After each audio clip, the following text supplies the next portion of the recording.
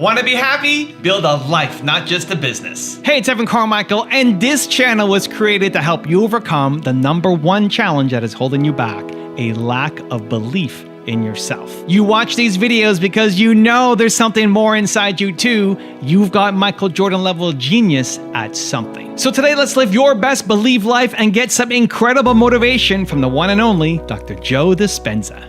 Enjoy. Self-love is no longer about pleasure or having a car. It's something that you're cultivating within you. So then imagine we have research to show, and this is such a duality, that when you start seeing the brain start synchronizing, getting coherent, the front of the brain and the back of the brain, the two hemispheres coming together, and we can say to scientists that come and study our work, oh, watch this, Ed's gonna pop. What do you mean? Just watch, this is gonna be good. And all of a sudden you see this brain going into this kind of psychic union, the heart blows wide open, you see coherence going on, and you'll look around at that person, and there's tears running down their face. Imagine feeling so whole that it's impossible to want. I mean, how can you want when you're whole? Because you feel like you already have it. Now, when you reach that point, that's when the magic happens, because now you are worthy to receive. And the universe only gives us what we think we're worthy of receiving. Share this with them, please. Yeah, I think, for me, I'm curious and I'm a pragmatist. If you tell me something, all I want to know is how I'm going to use it in my life. And I'm not into dinner conversation because nobody changes from that. I'm a doer and I want to be around doers. And this is why you and I connect so well, I think. And obviously, you get a group of people that are passionate about transformation, and they've done some of the work. When we were doing our 4.5-day advanced workshops, right around the end of the event, I was seeing people starting to seeing some really great transformations, and I thought, this is the pop. Yeah, it's a pop. Big pops, and we were like, we had to send them home, and I was like, oh God, man, if I could just have them for a week. So we created these week-long events where people retreat from their lives, and they remove the constant stimulation in their external environment that reminds them of who they think they are as a personality. They separate themselves from the people they know and the places they go and the things that they do at a certain amount of time in their routine, mundane life. So we'll bridge a little quantum physics, a little neuroscience, a little endocrinology, a little epigenetics, psychoneuroimmunology. Those are all sciences about possibility. And I now know that if you can give people sound scientific information, and for me, that's the language. I know. And then if they can turn to the person next to them and explain it, you're not going to get off the hook. If you can't explain it, it's not wired in your brain. But if you can build a model and explain it, you're installing the neurological hardware in your brain in preparation for the experience. So the more you understand what you're doing and why, the how gets easier because you can assign meaning to it. So then if I can set up the conditions and the environment and give them the proper instructions and push the envelope a little bit. And people who get their behaviors to match their intentions and their actions equal to their thoughts, they get their mind and body working together, they're going to have a new experience. And the experience then is not only going to enrich the philosophical circuits in their brain, because experience does that, but it's going to produce an emotion. So they're going to start feeling more unlimited. How bad does it have to get? To what denominator, to what lowest level do you have to reach before people really make up their mind to change? My message is, why wait? When you're feeling so altered emotionally, you feel so bad, that's the moment you could actually see yourself for the first time, because you're not answering your cell phone, you're not responding to all your texts, you're not watching TV, you're not going out to dinners, you're not calling people back. Something's altered in you, and you're starting to become self-aware, right? So then people wait to that lowest moment where they can start to see themselves through the eyes of somebody else. Well, if you're waking up every day and you're combining a clear intention with an elevated emotion, and you're changing your emotional state to be elevated, you could still see the old self from an elevated point of view and stay conscious than from a limited point of view. And that's what I want for people. Like, let's go. What do you got to lose? People are going to start wondering, did you change your medication? What's up with that guy? Something's different about him. You're not predictable any longer, right? And we say to our community, when you're changing, you just stop talking about it. You're just too busy being it. Something's happening, and that's the repetition of getting a few days in a row of that really well. I always say, God, if you had a great meditation, you wake up feeling better at the end of that meditation than when you started, and you do that the next day, and then the next day, you're going to start feeling better all the time. And that your body's going to start feeling better, and everything's going to start feeling better, and you're going to start feeling better about life. So you ask a person, why are you so unhappy? Why are you so frustrated? Why are you so resentful? The moment you ask that, their brain is going to associate that emotion to a past event. To a memory. To a memory. Yeah. That's because they have nothing to look forward to in their future. So if you're not being defined by a vision of the future, it just means to me that you're more in love with your past than you are with the future. So how do you teach people to believe in a future that they can't see or experience with their senses yet, but they've thought about enough times in their mind that their brain is literally changed to look like the event has already occurred? The latest research in neuroscience says that's absolutely possible. We know that. And how do you teach a person to select a new possibility in their future and begin to emotionally embrace that future before it's made manifest to such a degree that their body, as their unconscious mind, is believing it's living in that future reality in the present moment, and they're signaling new genes in new ways ahead of the environment. Now, till their body begins to change to look like the event has already occurred. We've proven that that's possible. Now think about this. So the more you think about your desired future, the joy, the gratitude, the feelings you want to have that are more positive, the more you think about it as a future thing happening, the more your body shifts now. Exactly. So your body is believing it's living in that future reality in the present moment. Now think about this.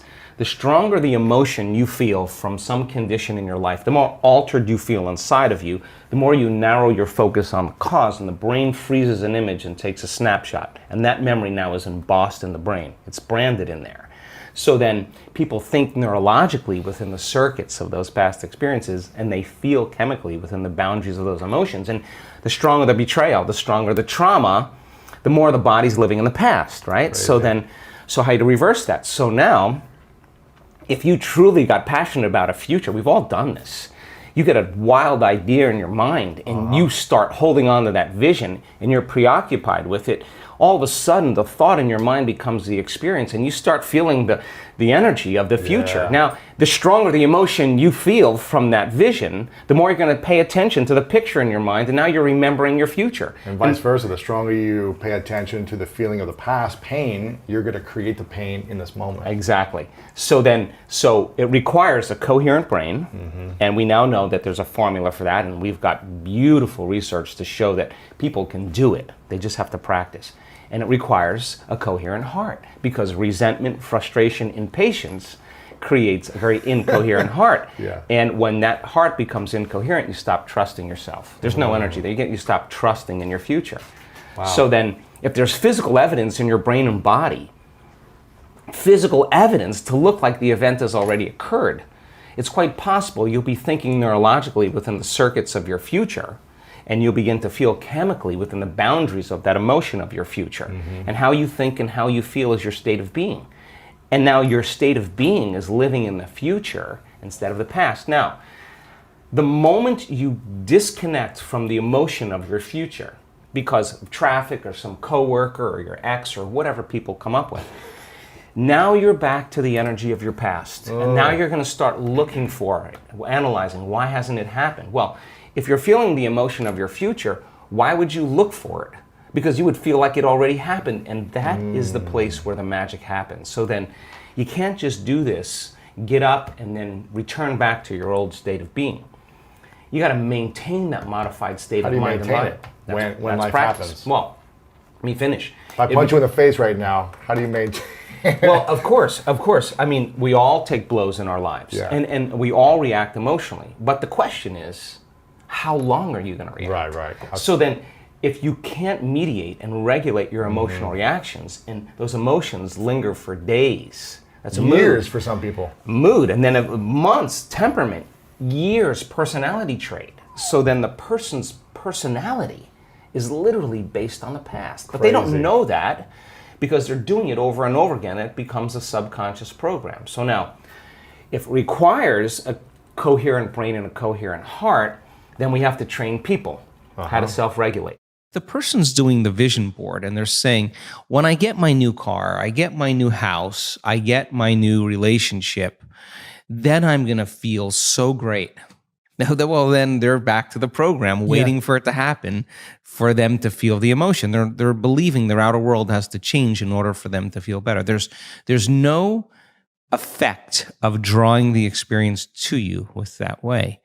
So the person has to use those tools to get them into the emotional state for them to feel like it's already happened. Now think about this. If you get up from a creative process and you feel grateful, you feel a love for life, you feel a joy for existence, you feel a passion for the moment, you will not be looking for your future because you'll feel like it's already happened. It's the moment that we start feeling those self-limiting emotions that we feel separation, and then we start looking for it again. And well, then if you're waiting, you're not creating, you're in separation again. So then whatever it takes for you to move into a state of being. And what is a state of being? Thoughts are the vocabulary of the brain. Feelings are the vocabulary of your body. How you think and how you feel creates your state of being. So then if you wake up in the morning and you come back to your senses with a clean slate and you say, I don't feel anything, and you say, well, let me start thinking about all the problems in my life. Well, all those problems are connected to different people or different objects or things at different times and places. The moment you remember your problems, a memory is a record of the past. You're thinking in the past. Every one of those problems has an emotion associated with them. So all of a sudden you start feeling unhappy, you start feeling bitter, you start feeling frustrated. So now your body's in the past. So then most people then create a state of being that's connected to their past. And if they're in the familiar past, then they are going to crave the predictable future and they're going to fall back into routine. So then we want people then to get very clear on that vision of their future, however they do it, and begin to combine that clear intention with an elevated emotion. And the stronger the emotion they feel from the vision they're creating, the more altered they feel inside of them, the more they're going to pay attention to the pictures in their mind. And now they're remembering their future. And biologically, it's exactly the same as remembering your past. In fact, if you're not being defined by a vision in the future, it means you're making your past more real than your future. You're falling in love with your past. You're more in love with your past than you are with your future. That you're believing in your past more than you're believing in your future. When you get to that moment where you have that feeling, that's your compass. Because that feeling is going to drive your behaviors.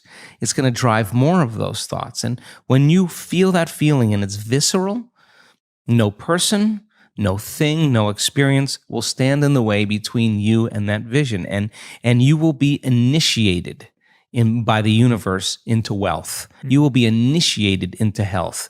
You'll be initiated into freedom. Those people, all those people that have healed themselves of all those different health conditions, they are so humble and so happy, and they feel so great that they would never trade this feeling because of what you thought of them. They've left that program behind a long time ago.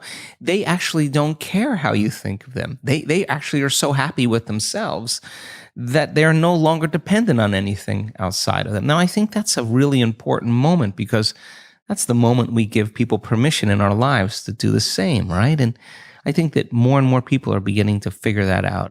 One of the things about the global pandemic that I said to my staff and to my family the moment I heard how the circumstances in the world changed, I just said I refuse to be a victim to these circumstances. So a victim consciousness is when we allow something in our outer environment to control the way we feel and think. So if I say to you, Jay, why are you so upset today? And you said, oh, it's because of this person or circumstance. What you're really saying is something in my outer environment, some person or some condition is controlling the way I think and feel. Now, that's not the truth.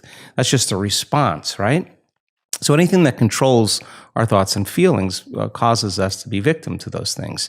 And the stronger the emotion we feel to some circumstance in our life, the more we pay attention to it. And where we place our attention is where we place our energy. So we're giving our life force, we're giving our power away to that circumstance. And so I just made up my mind that it was a great opportunity to get into the cocoon.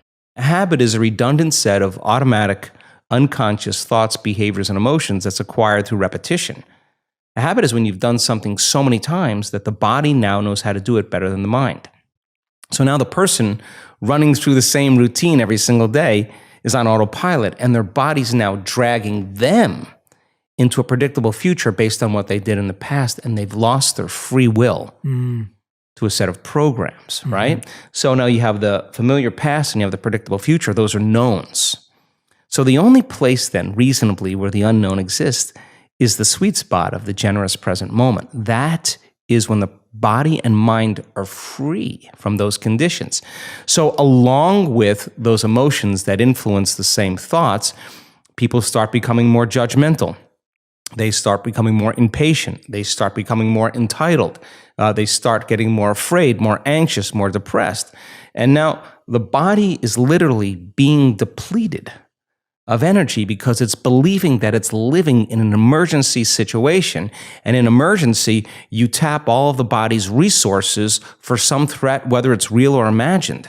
And so then when you're releasing all of these chemicals, we are literally drawing the body's life force and turning it into chemistry. And so for the short term, that's cool. But the arousal that's created from those stress hormones is a rush of energy. And so then people use the problems and the conditions in their life to reaffirm their conditioning or their addiction to that emotion. And in a sense, they become addicted to the life they don't even like. And this is why change is so hard. So then when a person makes up their mind to change and they say, okay, I'm not going to say I can't, I'm not going to judge another person, I'm not going to blame, I'm not going to complain, I'm not going to make excuses, I'm not going to be a victim, I'm not going to talk trash about anybody, I'm just going to stop. Well, that works out really well for the first couple hours. Then the body's saying you're out of schedule. You normally at 8 in the morning, you're getting traffic and you're angry. Then at 11 o'clock, you check your emails and you're really judgmental and frustrated. And the body's saying, oh, well, you've been doing this for the last 20 years. You're just going to stop today. So now the body, which has been conditioned emotionally to be the mind, wants to return back to its familiar territory, to the known.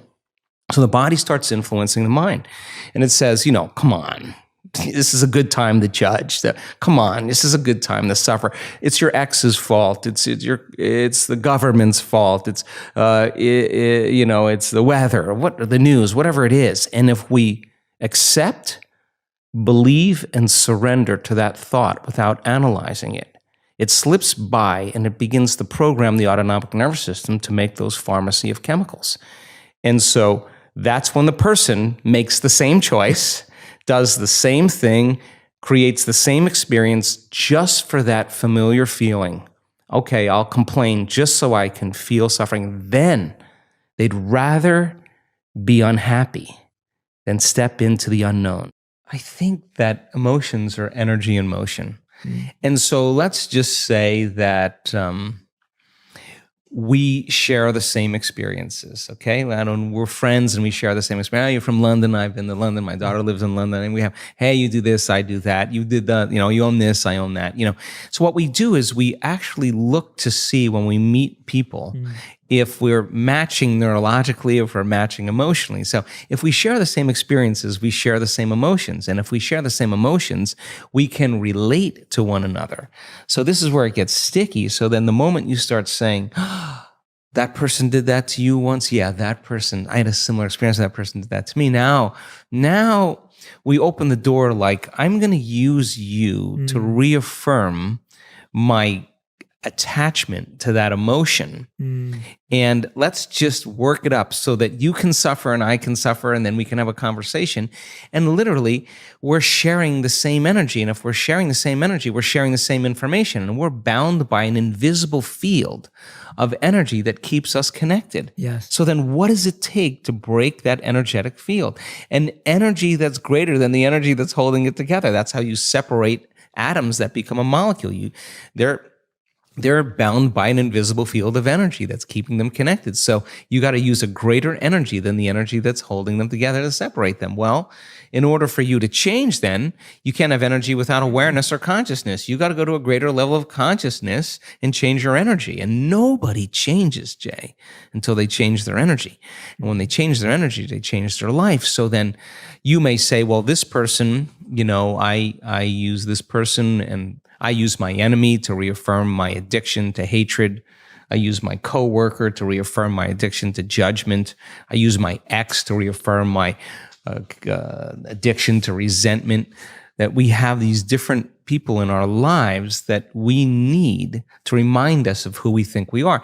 The enemy dies, and you find another one. Your coworker leaves, and you start judging another one. It's not that. So then when there's no longer a vibrational match, when you start doing the work, there's no longer a vibrational match with you and your past, present reality, that person or that condition any longer.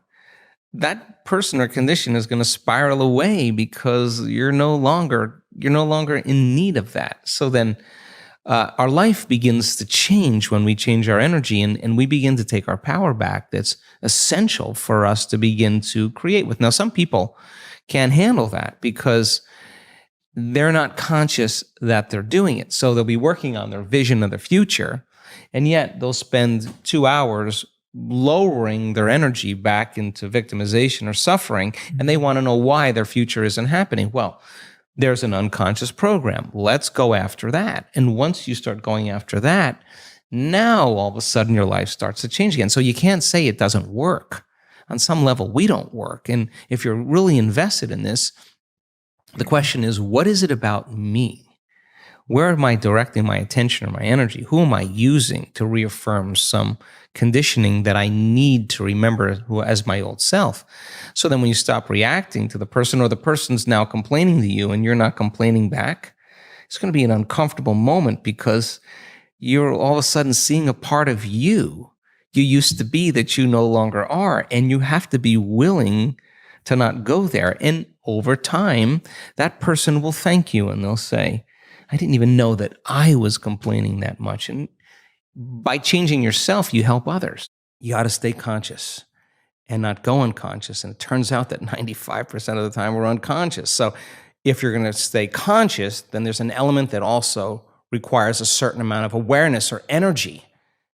And you got to step outside of that unconscious state. So the thoughts that they're thinking are slipping by their awareness unnoticed because they're hardwired in their brain, because they've been saying, I can't, it's too hard, my life will never change, it's someone else's fault. Those thoughts have consequences in the body. So then if a person then becomes conscious of those unconscious thoughts, becomes aware of how they speak and how they act, and they notice how they're feeling, they're no longer the program. They're the consciousness outside the program, and that's the first step to change. So when you're distracted by your environment and you got your cell phone and you're tweeting and you're Instagramming and Facebooking, whatever people do, you're distracted by that feeling. But I now know that if you take a person and you say, okay, close your eyes, sit in the silence of any external stimulation, remove the environment, sit your body down like an animal. Body is the animal. Tell it to stay. I'm going to feed you. You can check your cell phone, you can shower, you can have your coffee, but when I say, and so then here comes the challenge, right? So, and then if you say then you're not going to live in the familiar past or predictable future, you're not going to think about how long you've been meditating, what you got to do. You labor for that present moment. People think when they do this that they're doing something wrong because there's such discomfort that comes with it.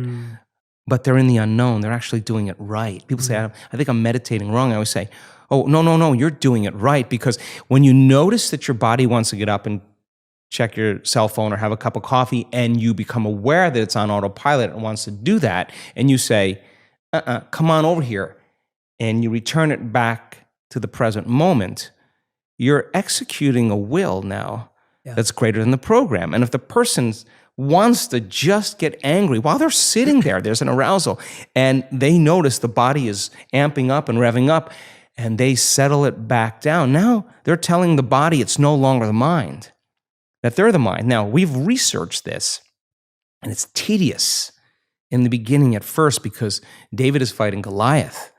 But if you keep practicing it, just like training an animal, sooner or later the body acquiesces. Sooner or later the body is trained to a new mind. And when that happens, there's a liberation of energy. The body goes from particle to wave, from matter to energy. And there goes that emotion, literally liberated from the body as energy.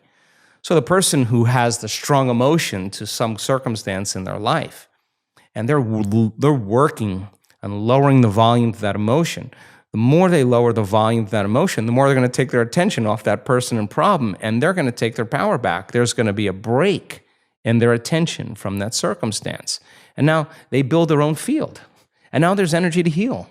Now there's energy to create a new life. Now there's energy for the mystical moment because they've overcome their old personality self. So I think, it's not like thinking positively. That's not the message. Yeah. It's overcoming until we become somebody else. And when that occurs and the person starts thinking differently and they start acting differently and they start feeling differently, they're a new personality. And they start seeing those synchronicities and serendipity. Turns out, we've done an experiment, just 10 minutes a day, 3 times a day with 120 people, trading resentment, frustration, fear for gratitude, appreciation, and thankfulness. Measuring their immune response, the chemical immunoglobulin A, your primary defense against bacteria and viruses, the best flu shot you'll ever get, lives innately within you. Turns out when you're frustrated, when you're impatient, when you're fearful, the immune system dials down because you're in emergency. It's that all your energy is going for some threat in your outer world. There's no energy in your inner world for growth and repair. But how do you turn that around? So then, as people begin to open their heart, can that chemical begin to elevate? 4 days, 50% change in the 120 people. Their IgA levels went up 50% in 4 days. Wow. That's your body's immune system is now upregulating genes that are making proteins and immunoglobulins and antibodies that you don't need a flu shot. In other words, your inner state is greater than your outer world. So then just by doing that, we now know that your immune system is going to get stronger by the same means. Take 120 people or 50 people and measure 7,500 gene regulations. Okay? In 4 days, 2 genes that suppress cancer growth and tumors are activated and upregulated. The genes that stimulate stem cells to go to damaged tissues and repair them, upregulated. The gene for oxidative balance is upregulated. Anti-cancer, anti-aging, anti-heart disease, anti-stroke, anti-neurodegenerative, anti-inflammatory, antimicrobial. Just your body's naturally doing this. The gene for neurogenesis, the growth of new neurons in response to novel experiences and learning. This is 4 days. The gene switches on. The gene for more balance in the pituitary and the pancreas. The gene for the microtubules of the cells, the little fibers that respond to energy and frequency. So in 4 days, we now know that you can change your genetic destiny if you just practice the inner work. If you think about this, your senses plug you into your external environment. Everything you're seeing or smelling or tasting or feeling or hearing, all of your 5 senses are affecting your brain. So if you're waking up in the morning and you're going through the same routine behaviors as you did the day before, and you're not in the process of being defined by a vision of the future, then you're for the most part left with the old hardware in your brain from the past. As a matter of fact, your brain is organized to reflect everything you know from the past. So as people wake up and they begin to pay attention to their body, they start to look around in their environment, they start to do typical things, it's the external environment that's turning on different circuits in their brain, causing them to think equal to their environment. And if you have the idea that your thoughts have something to do with your destiny, as long as you're thinking equal to your environment, you keep creating the same reality over and over again. So to change is to think greater than your environment, to think greater than the circumstances in your world, to think greater than the conditions in your life. And I think every great person in history understood this. They were defined by a vision that was much bigger than them. I think one of the challenges I think many people have is really the discernment of information. It's really difficult to know what's the truth anymore, just because information is so accessible. And I used to say that in an age of information, ignorance is a choice. And now we have to confront a whole nother level, and that is the information that we're getting. Is it actually supporting us, or is it something that really is an incentive to cause us to make choices? So for me, I think the biggest challenge has been just really an awakening to what kind of information I want to expose myself to. And I think it's now more than ever a challenge for a lot of people in the world. Overcoming the old self allows us to become somebody else. And there is that period of transition. Yeah. I call it the void, where there's just not a lot happening. And you just got to be able to keep going and continuously get to the end of your belief, where most people stop. I just had a fabulous conversation with someone this weekend, broke through to the other side, and now there's so much magic happening around this person, but she's worthy now to receive it. And that is the key, because the universe only gives us what we think we're worthy of receiving. So we got to become initiated into this and understand that thousands of years of programming that says that we have to change things matter to matter, in three-dimensional reality. And it will take time, but to begin to connect to that resource called the quantum field and create from the field instead of from matter, there's a lot of unlearning that has to go on. I think this is a time in history where it's not enough to know. This is a time in history to know how.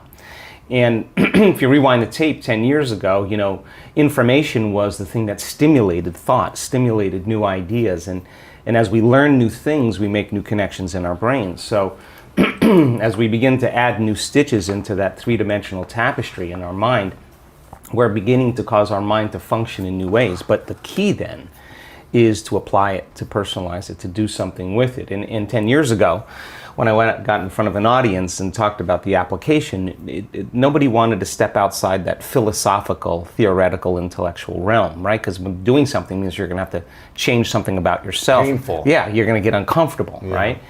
And I think we're in an age of information. And in an age of information, ignorance is a choice. And because of technology, we have access to so much content. And information creates awareness. And awareness is consciousness. And you can't have consciousness without energy. They work together. So there's an energetic change, I think, that's taking place in the world right now, where people are so informed that old models, old paradigms are beginning to break down, whether it's the medical model or the religious model, the educational model, journalism, the economy, politics. It's all beginning to come to the surface, because something else has to come out. And I think that one of the things that people are realizing is that you don't have to be a Buddhist monk to do this, or a nun with 40 years of devotion. You just got to understand the formula. And just like any skill or anything you learn, you got to go from thinking to doing to being. You got to take knowledge, you create the experience, and if you keep doing it over and over again, you start getting a skill, or you start getting wise about how to do it. And you know that you know how to do it. If we teach a person then how to trade that frustration or that hatred for an elevated emotion, and they'll say, yeah, but it was my ex's fault, or I got betrayed by my partner in business. Yeah, we know that. Okay, so let's take your partner in business, or take your ex, let's duct tape them, put them in a cannon, and shoot them to the moon. Now what are you going to do? Sooner or later, you got to reckon with yourself and change, right? So then teach a person then how to trade that emotion for an elevated emotion. Now, Trade the emotion for an elevated emotion. right. So you're going to give that up, and you're going to practice feeling gratitude, as an example. Yes. And the person says, well, I can't feel gratitude. And I say, absolutely you can, because you don't practice feeling it. You practice spending most of your time feeling hatred and frustration. So now it's going to take a little time to cause that heart of you to bloom, or your heart of yours to bloom. Once they're able to feel even the smallest measure of gratitude, where they start feeling appreciation, thankfulness, gratitude, it's emotional signature. When you get something, when you're receiving something, when something has happened to you, or when something is happening to you, you say thank you, because you're receiving something. So the emotional signature of gratitude means the event has already happened or it's happening to you.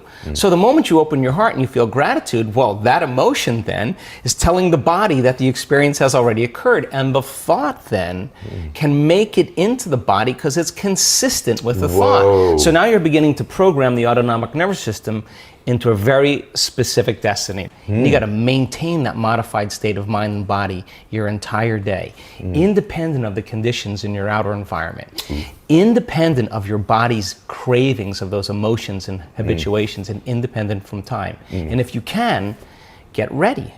Because something weird or unusual, some synchronicity, some coincidence, some opportunity is going to land in your lap. And you didn't have to go and get it. Yes. It came to you. Now you're the vortex of creation. So if you say to me, well, I was feeling gratitude, but then there was traffic, or my coworker sent me a nasty email, then I would say, oh my God, you mean you're allowing your environment, your outer environment, to control how you feel and think? You're back to the unconscious program that you're the victim to your life. You got it. But when you start producing those outcomes in your life, you're going to pay attention to what you did inside of you, and you're going to believe more that you're the creator of your life and less of the victim of your life. I think that we define reality with our senses, and I think that is one of the biggest illusions. So the fundamental question is, can you believe in a future that you can't see or experience with your senses yet, but you've thought about enough times in your mind that your brain has literally changed to look like the event has already occurred? Now, the latest research in plasticity says that's absolutely possible. And can you select a new possibility in the quantum field and begin to emotionally embrace that future every single day to such a degree that your body, as the unconscious mind, the objective mind, does not know the difference between the experience in your life that's creating the emotion and the emotion that you're fabricating by thought alone, to the degree that you begin to signal new genes and new ways to change your body to look like the experience has already happened. Now, the latest research in epigenetics says it's absolutely possible. Now, think about this.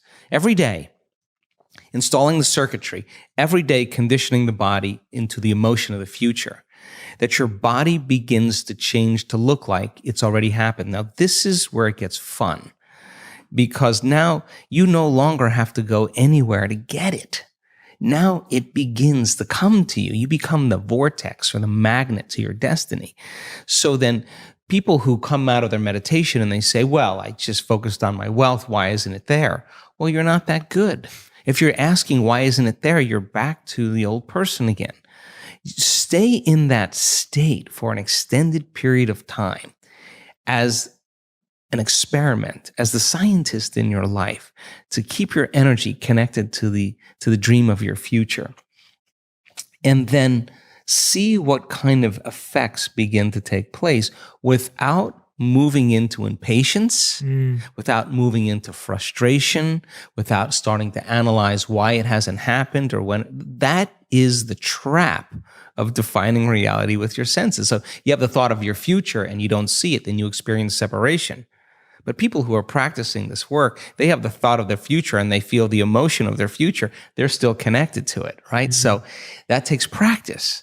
And it's just learning, like hitting a golf ball, hitting a tennis ball, dancing the salsa, crocheting, whatever it is. You gotta start out staying real conscious and learning. Then you get good at it and it gets to be instrumental. It gets to be fun. And that's what I want for everybody, that the act of creation should be a blissful, playful, ecstatic, loose, free process. And so I love the idea of people taking time out of their lives to prove to themselves that if they're defined by the vision of the future, then they're not living by the memories of the past. And that's where the unknown exists. So many people, the unknown is a scary place. So they don't see that future because they're used to seeing that future with evidence with their senses. And you have to be able to get beyond that and stay in the unknown, stay in that discomfort, and then in that moment to begin to self-regulate. Like, oh, I'm starting to feel a little anxiety. Ooh, I'm starting to feel a little frustration. That's the defining moment where your body's going back to the past, because emotions are a record of the past. Or you go into routine again. So you catch yourself. It's a victory. And if you keep catching yourself, those victories add up. And it's not so much about your wealth or your health or your freedom or your new relationship. It's actually about who you become. And we have a huge frontal lobe, and it's 40% of our entire brain. And most people, when they have a thought, they just think that that's the truth. And I think one of my greatest realizations in my own journey was just because you have a thought doesn't necessarily mean it's true. So if you think 60 to 70,000 thoughts in one day, and we do, and 90% of those thoughts are the same thoughts as the day before, and you believe that your thoughts have something to do with your destiny, your life's not going to change very much, because the same thought leads to the same choice leads to the same behavior creates the same experience, and the same experience produces the same emotion. And so then the act of becoming conscious of this process to begin to become more aware of how you think, how you act, and how you feel.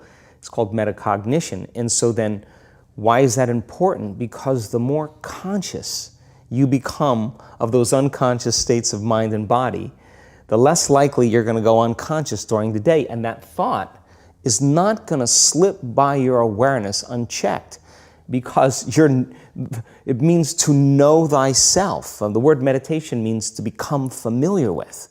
So as you become familiar with the thoughts, the behaviors, and the emotions of the old self, you're retiring that old self. As you fire and wire new thoughts and condition the body into a new emotional state, if you do that enough times, it'll begin to become familiar to you. So it's so important, just like a garden. If you're planting a garden, you got to get rid of the weeds. You got to take the plants from the past year and you got to pull them out. The rocks that sift to the top that are like our emotional blocks, they have to be removed. The soil has to be tenderized and broken down. We have to make room to plant a new garden. So primarily, we learn the most about ourselves and others when we're uncomfortable. Because the moment you move into that uncomfortable state, normally a program jumps in. When that program jumps in, it's because the person doesn't want to be in the present moment and engage it consciously. So when you teach people how to do that with a meditative process, turns out that when they're in their life, they're less likely to emotionally react. They're less likely to be so rigid and believe the thoughts they were thinking. They're more aware of when they go unconscious back into a habit, and that is what starts the process of change. And so we have to unlearn before we relearn. We have to break the habit of the old self before we reinvent a new self. We have to prune synaptic connections and sprout new connections. We have to unfire and unwire and refire and rewire. We have to unmemorize emotions that are stored in the body, then recondition the body to a new mind and to a new emotion, like deprogram and reprogram. That's the act, and it's a two-step process. The majority of our thoughts and feelings are connected to our sexuality, to our victimization, our guilt, our suffering, our shame, our unworthiness, our self-doubt, or our importance, our control, our fear, our anger, our frustration, our hatred, our judgment. Those are the first three hormonal centers in the body. And those first three centers have everything to do with survival. And those centers are energy consumers. Orgasm, digestion, stress is a lot of energy that we're drawing from our very vital life force, our resource of light and information, and we're turning it into chemistry, and we're literally robbing the body's energy, right? So then living like that for the short term is okay, because the body can move back to homeostasis, it can restore itself, but when we're overdoing that consistently, then there's no energy for growth and repair, because you're living constantly in survival. So again, you can eat all the right food, you can do all the right things, but if you're living in anxiety and fear and you're viewing your world from the worst case scenario that could possibly happen, because that's what you do in survival, there's no energy for growth and repair. There's no energy for healing. So the majority of our thoughts are signaling certain circuits in the brain that signal another part of the brain, the limbic brain, to make what's called a neuropeptide. Neuropeptides are chemical messengers that signal hormonal centers. So now you're taking thought and you're storing it as energy in these energy centers. And if you're living in survival, why would you open your heart? I mean, it's just not a time to open your heart.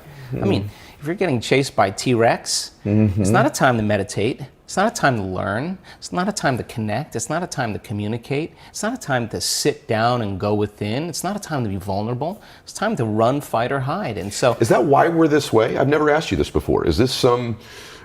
I don't think you believe this, but I just want to understand. Is this some sort of genetic disposition that's been passed down to us since we've been chased by T-Rex? I think so. I think survival has been very adaptive. Yeah. Like, because if you're being chased by T-Rex, you don't run up to T-Rex and say, oh, cute little dinosaur, let me pet you. That's not adaptive. The fear is adaptive. You run from the unknown. Yes. You run from challenges, right? Yes. So if you're living in survival, there's better chances of surviving if you run from the unknown. And by the way, when you're living in survival, at the infinite potentials in the quantum field, you'll select the worst case scenario in your mind.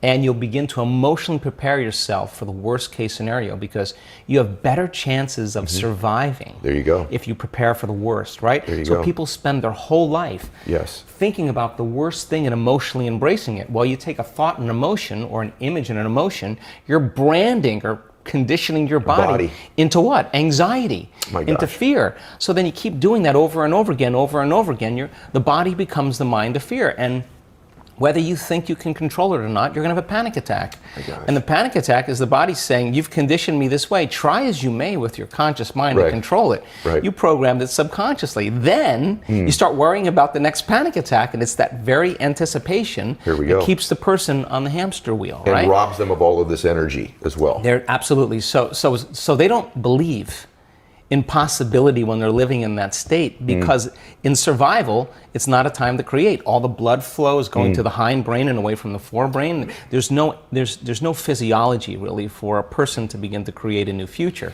So think about it. So then 70% of the time, people in the world are living anticipating the next moment based on their past moment. And so they're laying reality down moment by moment with the next known, the next predictable moment. And so the hormones of stress endorse the senses. Our senses become heightened when we're under stress, and we become materialists. We narrow our focus on the danger. Yes. So then you're focusing on matter, you're focusing on the material world, and when you do that, you put all your attention, the arousal of the stress hormones puts all your attention on your body. If you're being chased by T-Rex, you better be paying attention. We have research to show that 60 days of meditation, 5 days a week, will lengthen your life. The telomeres, the little shoestrings on the end of your DNA, get longer. That means your biological age is changing. So we have the evidence now to show people what's possible. We have brain scans that are so outside of normal that when neuroscientists see them, they're blown away, because the amount of energy that's in the brain during this transcendental moment is hundreds of times outside of normal. Wow. I mean, you can't make your brain do that. Something is happening to you, and that person's having a transcendental moment. And we now know that we can predict it, and we now know that we can induce it. So then there's the evidence there. Then you take our community and you see people with stage 4 cancer, with Parkinson's disease, with myasthenia gravis, with lupus, with MS, with brain injuries, with rare genetic disorders, with vertigo, tinnitus, kidney failure, all kinds of health conditions, come to a week-long event, and then at the end of that event, they make significant strides in getting beyond the emotions of the past. Now think about this. The science says that the environment signals the gene. That's epigenetics. The end product of an experience in the environment is an emotion.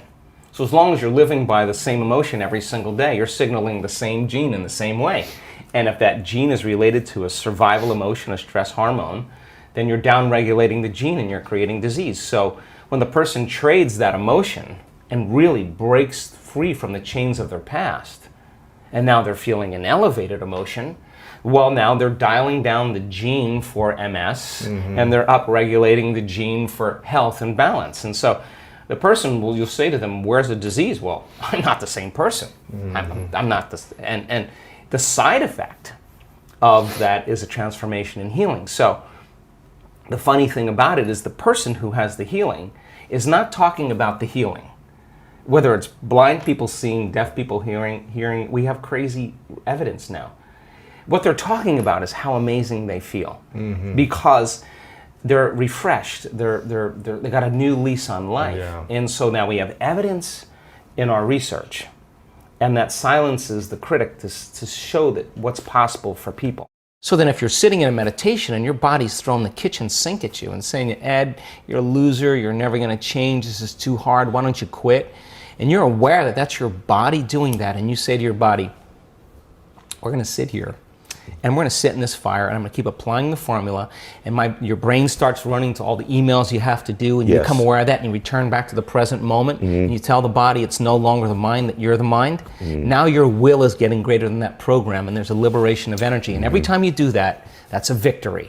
And you teach people. Every time you do that, that's a victory. When your mind tells the body, I'm in charge. When you say to your, when you want to get up and you want to quit, and you go, oh, no, that's my body, bring it back. Okay. And now you're taming the animal. The body is the animal, and you're like a dog, you sit. And if you keep doing this, you're climbing on top, and the body finally acquiesces. It finally says, I'm not going anywhere. And then boom, there's this liberation of energy. What's the side effect? Joy.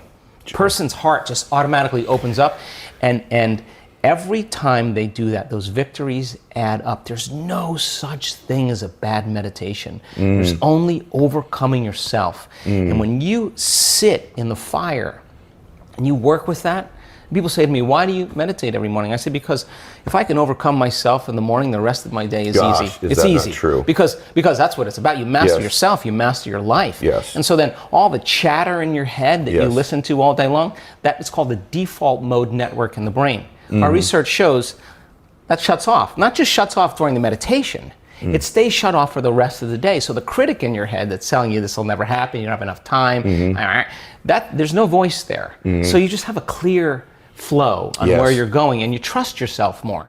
Look, I mean, we're in a convenience-based society. I mean, if you lose your internet connection or your cell phone doesn't do what it's supposed to, people get angry. Like, that's 20 seconds, right? So here you are creating something out of nothing, and you don't have the patience. Well, that has to come out, because a very, very masterful person who is abundant had to own impatience. So then never make it be about the end result. Make it be about effort. Every day you're overcoming. Every day you're out of the bleachers and you're on the field and you're giving it your all, and you're practicing, keeping your energy up greater than your habits in your body or the emotional conditioning of your body, greater than any circumstance in your environment, and sustaining it for an extended period of time. And then all of a sudden, when you're connected to the energy of your future, and you know what that feels like, you will know the moment you return back to the energy of your past. And if you tell me it's because of your boss or your coworker or your ex, I'm going to say, you're back to the unconscious program that you're the victim of your life, right? Absolutely. So then it takes some unlearning, and the unlearning process is the most important process, because once you do that, you're clearing out room for the next creation to be easier, and the next one to be easier, because you're starting to understand the formula a little better, and you start saying, I'm not going to take that personally, or I'm not going to react, or I'm not going to go back to that person again. I'm just going to self-regulate again. You only need a few experiences to know that this is the truth, and then you start managing your attention, and you manage your energy a lot better. And I think that I always say, I don't care that you fall off the horse. I just care when you get back on, right? Because some people fall off and then they have to go into guilt and analysis, and they take weeks. And well, you could have just said, I fell off. Let me just get back on and keep going. The stronger the emotion you feel from some event in your life, be it a betrayal or a trauma or whatever, the more altered you feel inside of you, the more you pay attention to the cause outside of you. So the brain takes a snapshot. It freezes an image and embosses that pattern neurologically in the brain. That's called a memory. So we create long-term memories from strong emotional events, okay? So is that true? I just want to understand. Maybe the larger the event in terms of its emotion to you, the stronger of a hold it has over you? Yeah, well, the more it's embossed in your biology. So some certain people have a strong experience in their life, and it catches all of the brain's attention. So now they think neurologically within the circuits of the past experience, and they feel chemically within the boundaries of those emotions. And so how you think and how you feel creates a state of being. Now here's the problem, that if you don't know how to mediate or control your emotional reaction to that event, and you keep that refractory period of chemicals going on for extended periods of time, so that the event produces a chemical change, and the body needs to return back to homeostasis or balance. But if it can't, then the elongation of that emotional reaction for weeks, say, for days or weeks, is called a mood. So you say, Ed, what's wrong with you? I'm in a mood. Why are you in a mood? Well, this thing happened to me 5 days ago, and I'm having one long emotional reaction. So then what you do is you keep telling the story about it, keep firing and wiring the same circuits, and you keep conditioning the body into the past. So then you wake up in the morning, you look for the emotion. So then now, all of a sudden, you keep it lingering for weeks or months. That's called the temperament. Well, why is he so angry? I don't know. Let's ask him. Why are you so angry? Well, this thing happened to me 8 months ago. I'm having one long emotional reaction. I'm memorizing my emotions. You keep it going on for years on end. That's called a personality trait. So then a person then is memorizing themselves by living in the past. And so then you say to them, well, tell me the story. Now, the latest research on memory says that 50% of what we talk about in our past isn't even the truth. So we make stuff up about the past. In other words, people are reliving a life that they didn't even have just to reaffirm that they can't change, right? So then what's the significance of this? Where you place your attention is where you place your energy. Period. So then the stronger the emotion that you have to some problem or condition or person in your life, the more you're paying attention to them. So they captured your attention. So you're giving your power away to that person, right? Because they're capturing your attention.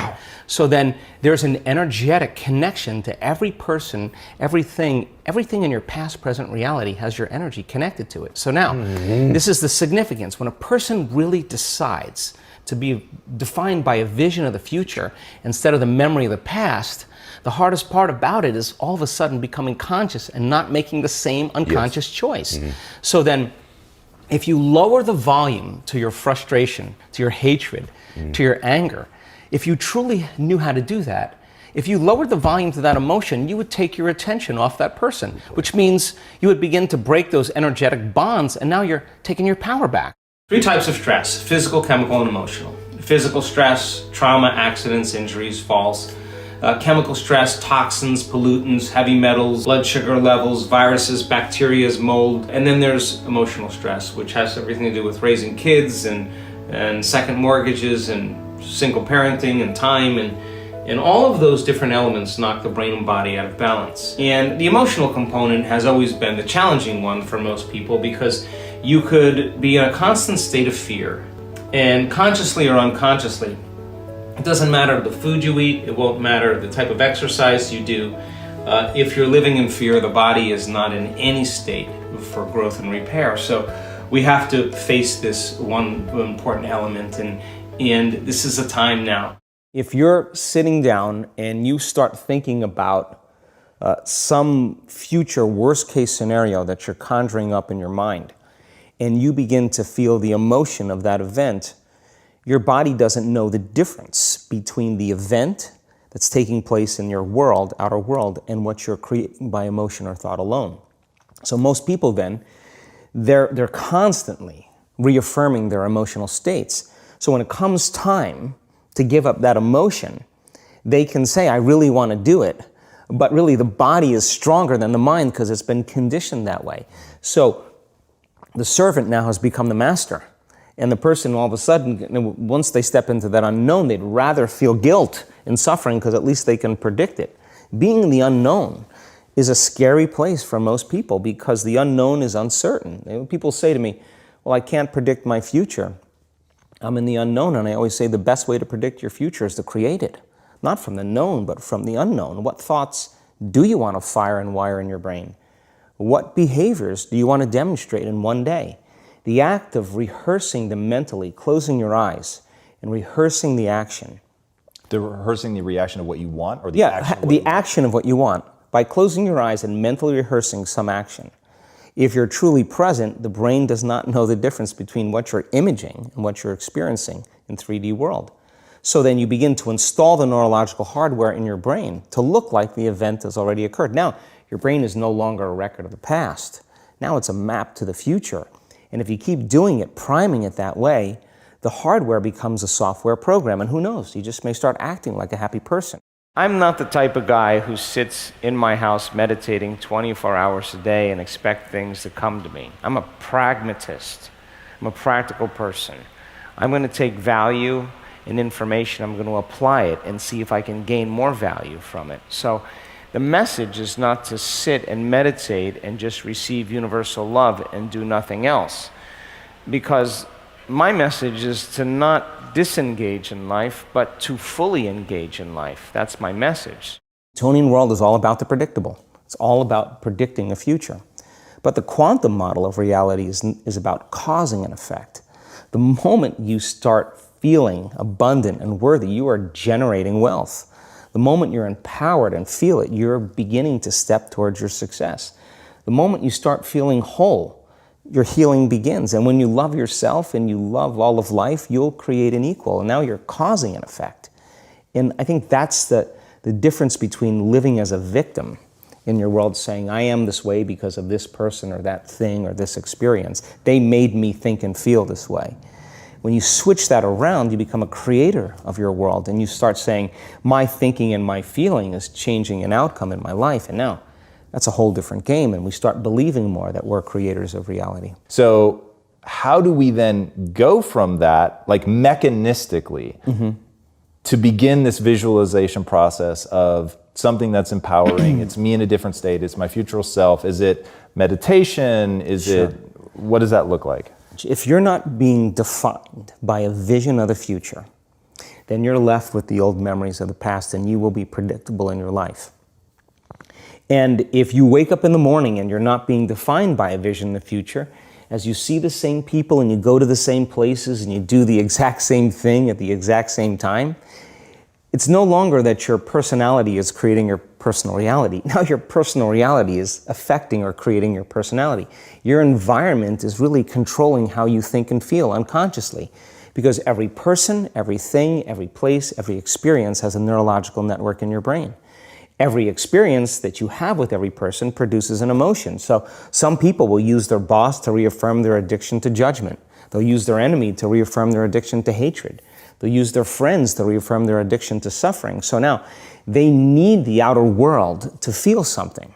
So to change then is to be greater than your environment, to be greater than the conditions in your world. And the environment is that seductive. So then why is meditation the tool? Well, let's sit down, let's close our eyes. Let's disconnect from your outer environment. So if you're seeing less things, there's less stimulation going to your brain. If you're playing soft music or you have earplugs in, less sensory information coming to your brain, so you're disconnecting from your environment. If you can sit your body down and tell it to stay like an animal, stay right here. I'm going to feed you when we're done. You can get up and check your emails, you can do all your texts, but right now, you're going to sit there and obey me. So then, when you do that properly, and you're not eating anything or smelling anything or tasting anything, you're not up experiencing and feeling anything, you would have to agree with me that you're being defined by a thought, right?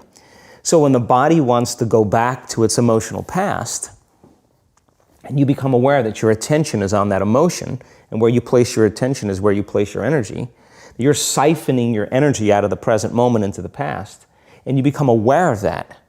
And you settle your body back down in the present moment, because it's saying, well, it's 8 o'clock. You normally get upset because you're in traffic around this time.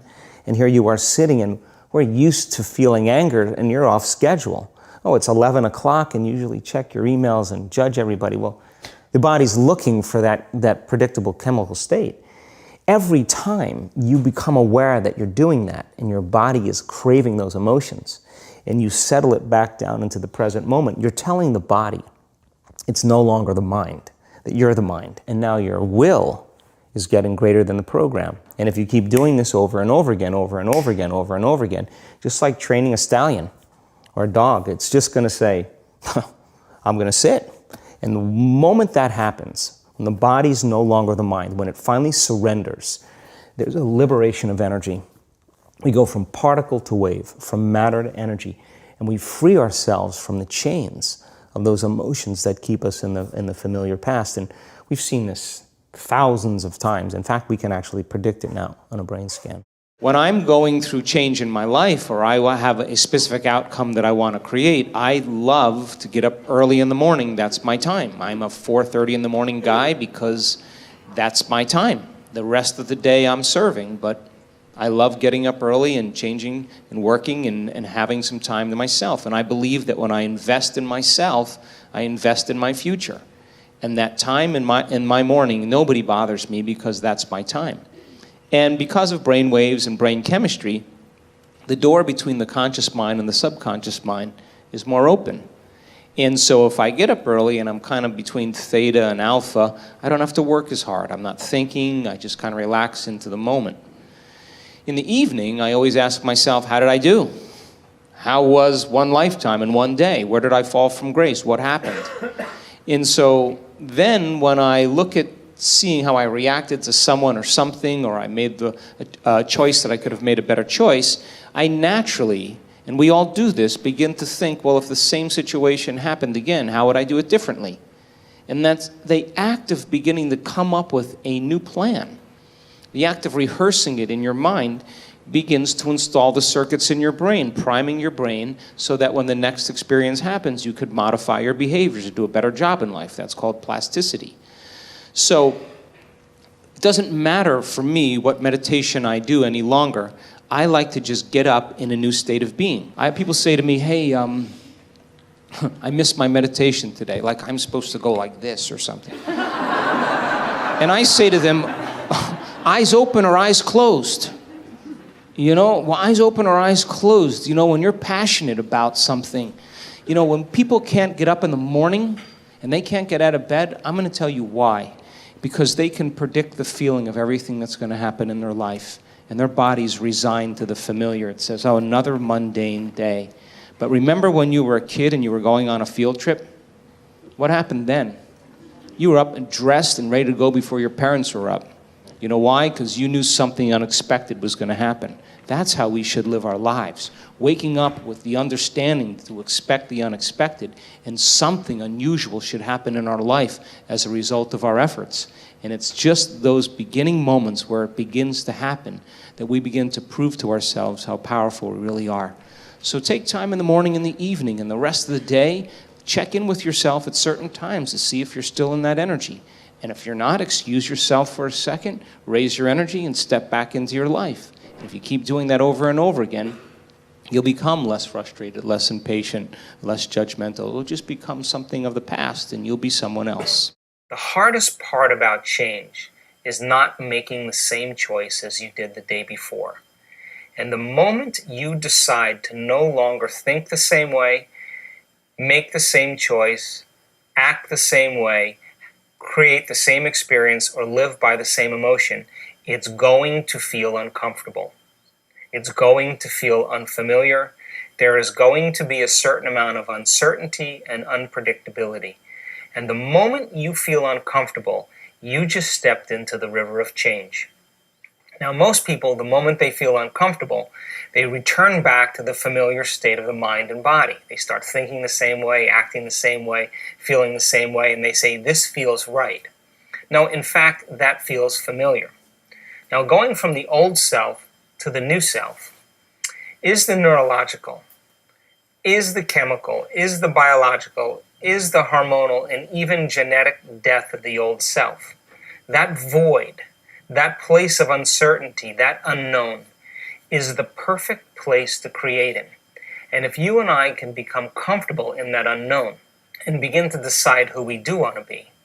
In other words, many people say when they're in that unknown, I can't predict my future. This doesn't feel right. Well, the best way to predict your future is to create it, not in the known, but in the unknown. So what if you said now, what thoughts do I want to fire and wire in my brain? What behaviors do I want to demonstrate? And if you were to close your eyes and begin to think about how you are going to act, the mere act of mentally rehearsing who you're going to be begins to install the neurological circuits in your brain to look like the experience has already occurred. Now, what that means is that the brain is primed in its circuitry to no longer be living in the past, but now living in the future. We have people that have been abused We have people that have been traumatized, that have been assaulted. We have people that have had very, very difficult pasts. And have you ever heard me say to revisit the event? No. Have you ever heard me say that? No. Never do we need to revisit the event, because once you do, you open the box. But what we want to do is overcome the emotion, because that's just what's lasting from the event. Living in guilt or grief or shame or unworthiness. I had someone tell me they lost a loved one the other day. And I said, well, okay. How long have you been grieving? Oh, about a year. Oh, really? Okay, well, suppose it was you that left and you were looking at the person you loved moping around for a year. What would you say to them after a year if you truly love them? Get over it and have a happy life. I'm doing great. You should make yourself happy. You really love me? Live a happy life. That would be the greatest testament of love for each other. Because if you're suffering, then you're making this hard on me. And so then we always have to update our versions about reality, because it's the only way that we adapt. Don't believe everything you've read or heard. It just may not be the truth. There's always a greater truth that you and I can begin to investigate. Surely someone in eternity has had a similar problem as you and I, and they've gotten beyond it. Yes or no? Yes. So study that person. You want to be wealthy? Study wealthy people. Don't just have some panacea that you're just going to get wealthy. Read about wealthy people and find out that they lost everything and failed miserably 20, 50 times. But what they had as a characteristic, a quality in their personality, is they were persistent, and they kept changing, and they kept forgiving and letting go of the past and kept going. And sooner or later they ran into it, and when they had all the money they wanted, it was never about the money. It was just about that they could prove to themselves that they can do it. And you and I are no different than that. But if you can't create a future because of some emotion that keeps you in the past, you're going to have to square off with that emotion. And when you sit down and your body has all those physical sensations and it's getting vigilant and it wants to get up and it wants to move and you're just going, wow, and you're settling it down and you're working with it, you got to agree with me that something greater in you is climbing out of that body. Something greater in you is awakening. And when you're able to overcome those emotions, truly break the addiction, don't you know that you'll return back to your life and face the person that betrayed you? And you will see a part of yourself that you used to be that you no longer are, and you're not going to have anything else but love for them. In fact, you're going to have compassion for them because you're going to realize how stuck they are, and you're liberated and free. If you think about this, your senses plug you into your external environment.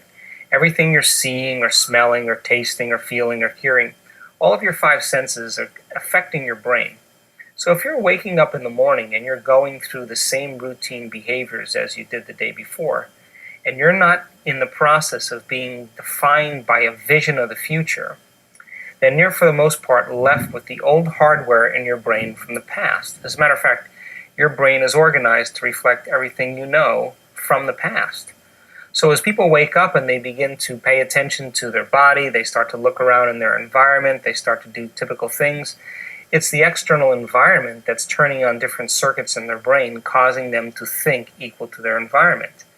And if you have the idea that your thoughts have something to do with your destiny, as long as you're thinking equal to your environment, you keep creating the same reality over and over again.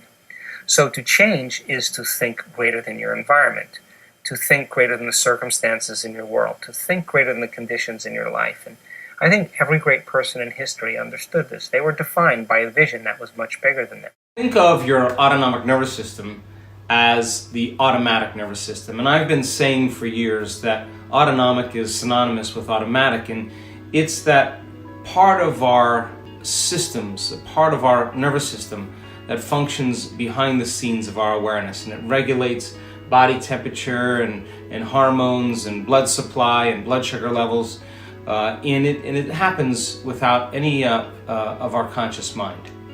So in the autonomic nervous system, there are two branches. So one is the sympathetic nervous system, and its job is for protection from threats and dangers in our outer environment. And think of the sympathetic nervous system as the gas pedal. And when there's a danger to the gross anatomy of the body by something in our outer world that we can perceive with our senses, this system is switched on automatically. And once it turns on, there's a host of physiological functions that begin to happen automatically. And when that occurs, we're mobilizing all of the body's energy, all of the body's resources for that threat or that danger to deal with it. And when it's switched on, we don't go half in, we go all the way in, because we have to make sure that the body is going to survive in a threat or a danger in the outer environment. And when there's a release of all those adrenal hormones, we're tapping the body's resources and we're mobilizing all of its energy. And pupils dilate, salivary juices shut off, respiratory rate increases, heart rate increases, blood is sent to the extremities, glucose is mobilized, the immune system dials up and then it dials down. And all of these systems switching on and turning on is to be able to allow the body to adapt to some threat in the outer world. And that is the gas pedal. And the sympathetic nervous system, or the fight or flight nervous system, causes us to really do just a few things: to run from the danger, to fight and stay, or to freeze and hide. And those are the primary choices that we have created in evolution. And so when the sympathetic nervous system is switched on, and as we've been saying for a very long time, the short-term effect of the hormones of stress, the body can adapt and return back to balance, and it switches on the other nervous system, that branch of the autonomic nervous system called the parasympathetic nervous system. And think of that nervous system as the brake or the clutch. This is where the body conserves energy. This is where it utilizes nutrients and transports chemicals to cells, and metabolism goes up. And this is a time for growth. This is a time for repair. This is a time for restoration.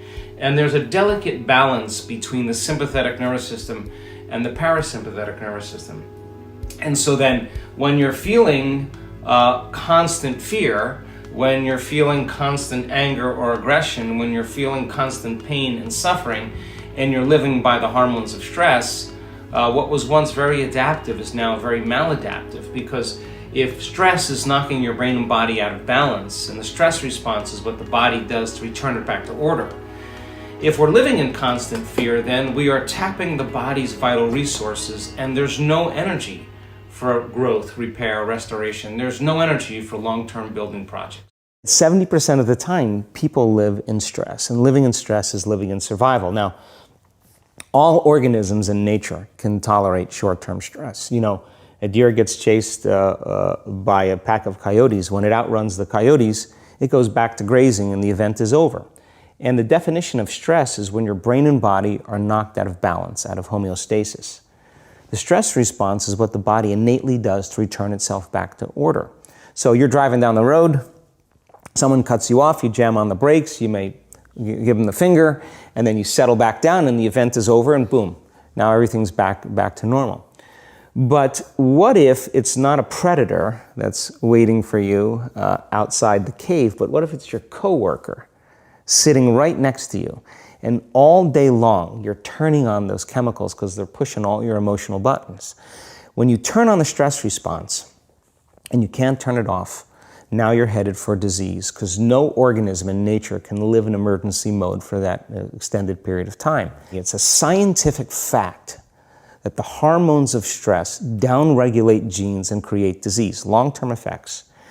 Human beings, because of the size of the neocortex, we can turn on the stress response just by thought alone. We can think about our problems and turn on those chemicals. That means then our thoughts could make us sick.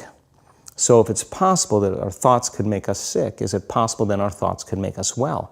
The answer is absolutely yes. So then, what are the emotions that are connected to survival? Let's name them. Anger, aggression, hostility, hatred, competition, fear, anxiety, worry, pain, suffering, guilt, shame, unworthiness, envy, jealousy. Those are all created by the hormones of stress. And psychology calls them normal human states of consciousness. I call those altered states of consciousness. So then we tend to remember those traumatic events more because in survival, you better be ready if it happens again. And when the survival gene is switched on, you could have 10 really great things that happen to you in your day. And you just have one bad thing that happens, and you cannot take your attention off that unhappy thing because the survival gene is switched on. Many years ago, after the DNA helix was discovered by Watson and Crick, they said the blueprints of life, all diseases are created from genes. Turns out less than 5%, more like 1% of people on the planet are born with a genetic condition like type 1 diabetes or Tay-Sachs disease or sickle cell anemia. The other 95 to 99% are created by lifestyle and by choices. You can take two identical twins, exact same genome. One dies at 51, the other one dies at 85. Same gene, different environment. So all of a sudden they said, we lied. That was wrong. It's not genes that create disease. It's the environment that signals the gene that creates disease. Well, okay, but that's not the whole truth too, because you could have two people working side by side in the same factory. One gets cancer after being exposed to a carcinogenic for 25 years. Both working for 25 years, the other one has no cancer at all. So there must be some internal order that would cause one person to not get it while another one does. So is it possible then, if the environment signals the gene, and it does, and the end product of an experience in the environment is called an emotion, can you signal the gene ahead of the environment by embracing an elevated emotion? We've done the research on this. We measured 7,500 different gene expressions in a group of people that came to an advanced event for 4 days. And we had them doing a seated meditation, a walking meditation, a laying down meditation, a standing meditation. And at the end of 4 days, just 4 days, the common 8 genes that were upregulated, 2 genes to suppress cancer cells and tumor growth, 2 genes for neurogenesis, the growth of new neurons in response to novel experiences and learning, the gene that signals stem cells to go to damaged areas and repair them, the gene for oxidative stress was upregulated. We started seeing all these genes that are very, very healthy to cause the body to flourish. Imagine if people were doing that for 3 months. We also measured telomeres, the little shoestrings on the end of DNA that tell us our biological age. We asked people to do the work, meditation, 5 out of 7 days for 60 days. Measure their telomeres that determine their biological age. 60 days later, 74% of the people lengthened their telomeres. 40% significant change. 20% a very remarkable change. That means that they got a little bit of their life back. If it had lengthened by 10%, they got 10% of their life back. I think we're living in such an amazing time right now. I mean, if you are not being challenged in some way in your life, you're not alive. And all of this is an initiation. And I don't believe that you have to go to any school of ancient wisdom perched in the Himalayas or for information or training any longer. If you see your life as the school, as the initiation, then you can no longer be a victim to your life. You're going to have to meet the challenges in your life from a greater level of mind, greater than the mind that created it. And so there have been plenty of peer-reviewed articles on the power of peace-gathering projects that lower crime, that lower trauma incidences of death and economic growth. It's all related to what's happening right now for us. And it's not enough, though, for us to just focus on peace and expect the world to change, because in the peace-gathering projects, when the event was over, a lot of the crime and violence returned back to its ceiling level again. It's more important for us not only to embody that peace and feel it, but then to demonstrate it. And when we begin to demonstrate it, I think we give people permission to do the same. That means that we can't be preaching peace and then be stuck in traffic and, flipping people off or arguing with your coworker. You don't get to stand up for peace if you have conflict in your life. So when we start I believe, start that self-contemplative process of looking within, and instead of judging someone or something, look to see if there's an aspect of ourselves within that person or within that situation that we may need to change. And if we're all doing that at the same time, something greater, a greater consciousness is going to emerge. And so I believe that it should never be about a person. It should be about principles. And when we stand up for principles, that creates community. Because you could be one belief or another belief, but if you're sharing the same principles, which are joy and freedom and cooperation and connection, that's what builds communities. So then, everything in our world right now is reminding us of separation. Whether it's war, whether it's violence, whether it's political deceit, whether it's prejudice, all of those things cause us to live by those stress hormones. And when we're living in that state of survival, we're not trusting, and we become more selfish. So then, starting our day asking ourselves, what would be the greatest expression of myself I'd like to present to the world? And then making the choice to not get up until we are that person, I think that begins to demonstrate greatness. And when there is adversity and when there are challenges in our life, the question, of course, becomes, how do we become supernatural? And that means we're going to have to do what feels unnatural at first. When everybody else is in poverty and lack, that's the time to give. When everybody else is in fear and vigilance, that's the time to show courage. When people are angry and hating and prejudiced, that's the time to show compassion. When people are competing to rush to get to the top, that's the time to change your energy and draw the experience to you. And if you keep doing what's unnatural over and over again, sooner or later you're going to become supernatural. There was another thing that you said that I thought was really powerful about how insights themselves are essentially inert. They don't do anything. What then do we do with an insight? How do we take a breakthrough moment and make sure that it's not just a breakthrough moment? Like, I guarantee people watching right now are having like 100 aha moments. For sure, that was definitely the case for me as I was researching you. And when you said that, I was like, and that's the danger, that you have the aha and then nothing. Yeah, and it is a danger, because then people will shrink back into mediocrity, and they'll use the insight to excuse them from taking a leap. They'll say, yeah, I have a chemical imbalance in my brain. Yeah, my father was really overbearing. He was a perfectionist. That's why I am the way I am. People, they come up with stuff to excuse themselves. The insight is actually giving them permission to stay limited. And it's an amazing idea, because they'll say to you that they really want to get over their anxiety. But let's take your ex-husband, let's put him in a straitjacket, let's duct tape him and shoot him to the moon. Now what? I mean, what are you going to do now? You still have to make those changes.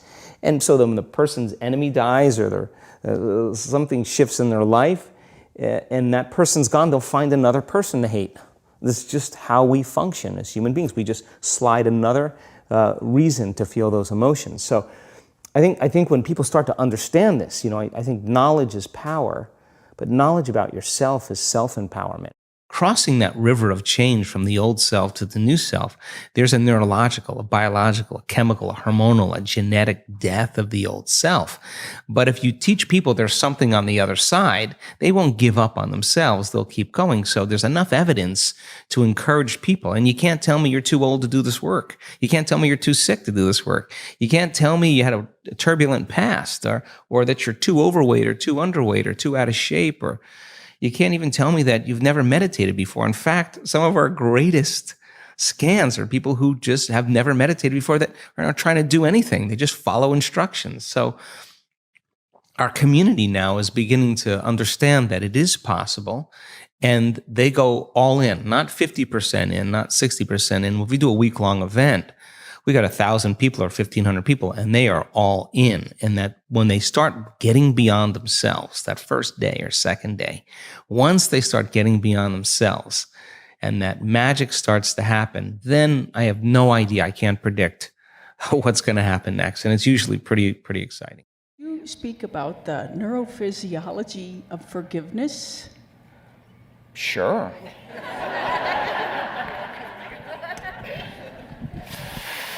Think about frozen circuits. Frozen circuits are hardwired circuits. The more profound the insult to the person that is connected to a strong emotion, the more the brain freezes circuitry. The more we think about the experience, the more we fire and wire the circuits in our brain. Yes or no? Yes. And the more we remember the event, the more we produce the emotions that are associated with it, and we're conditioning the brain and body further into the past. Yes or no? Yes. And you keep doing it enough times, it's no longer conscious that you're holding a grudge. It's no longer conscious that you're stuck. It's now you're seeing everybody through the lens of that experience, and everybody's a betrayer. Everybody can't be trusted.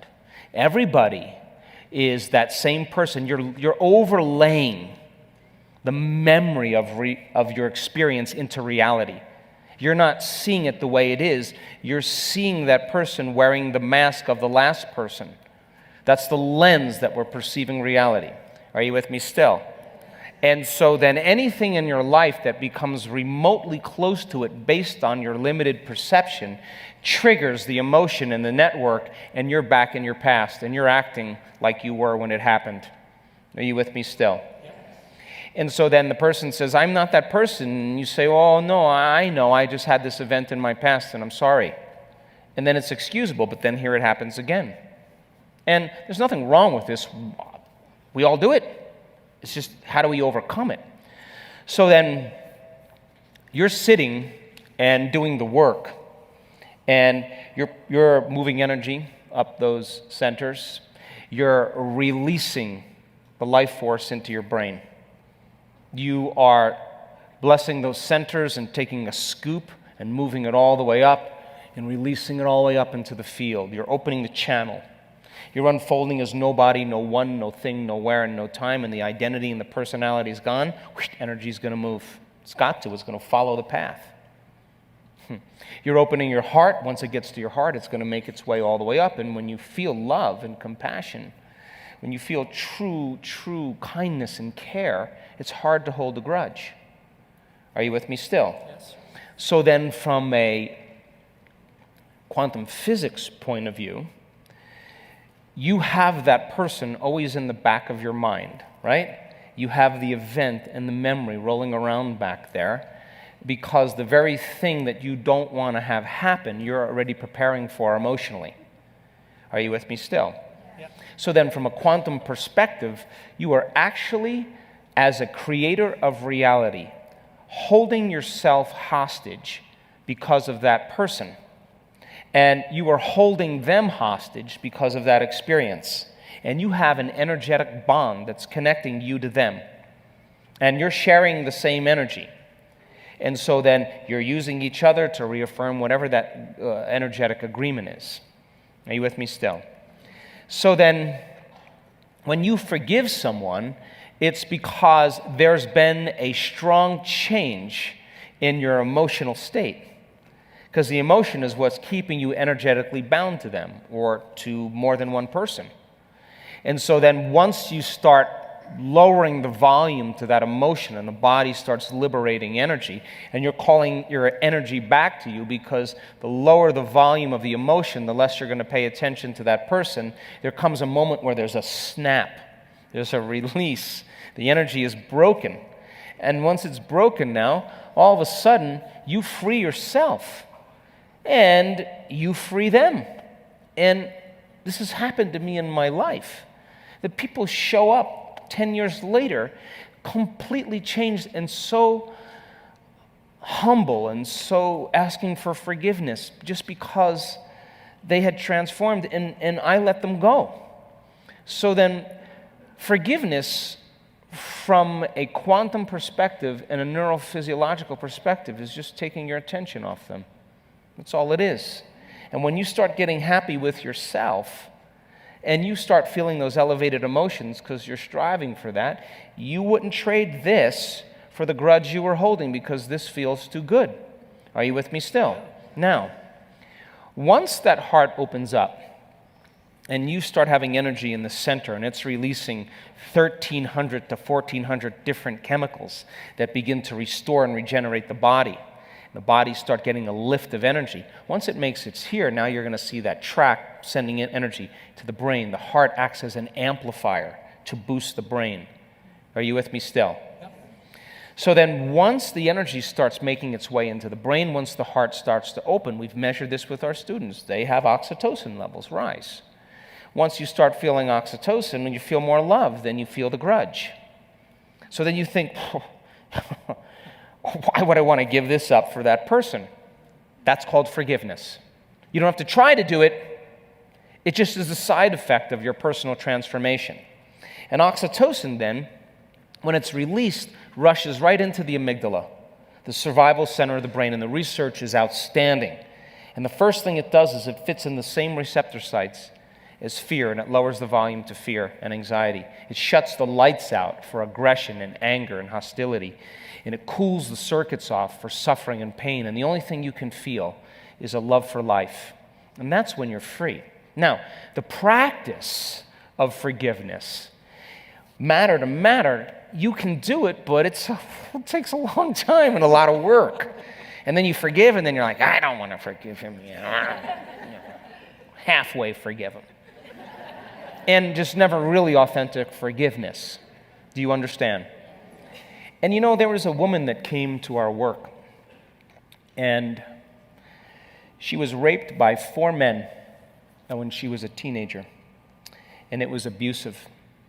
And she had severe night terrors, severe anxiety and panic attacks. She had cyclic mood problems. She had been to every single doctor, every single healer, every single alternative practitioner. Nothing changed it. She came to our event in Tacoma, Washington. And she hit that point where she became everybody, everyone, everything, everywhere, every time, every place. She became the oneness.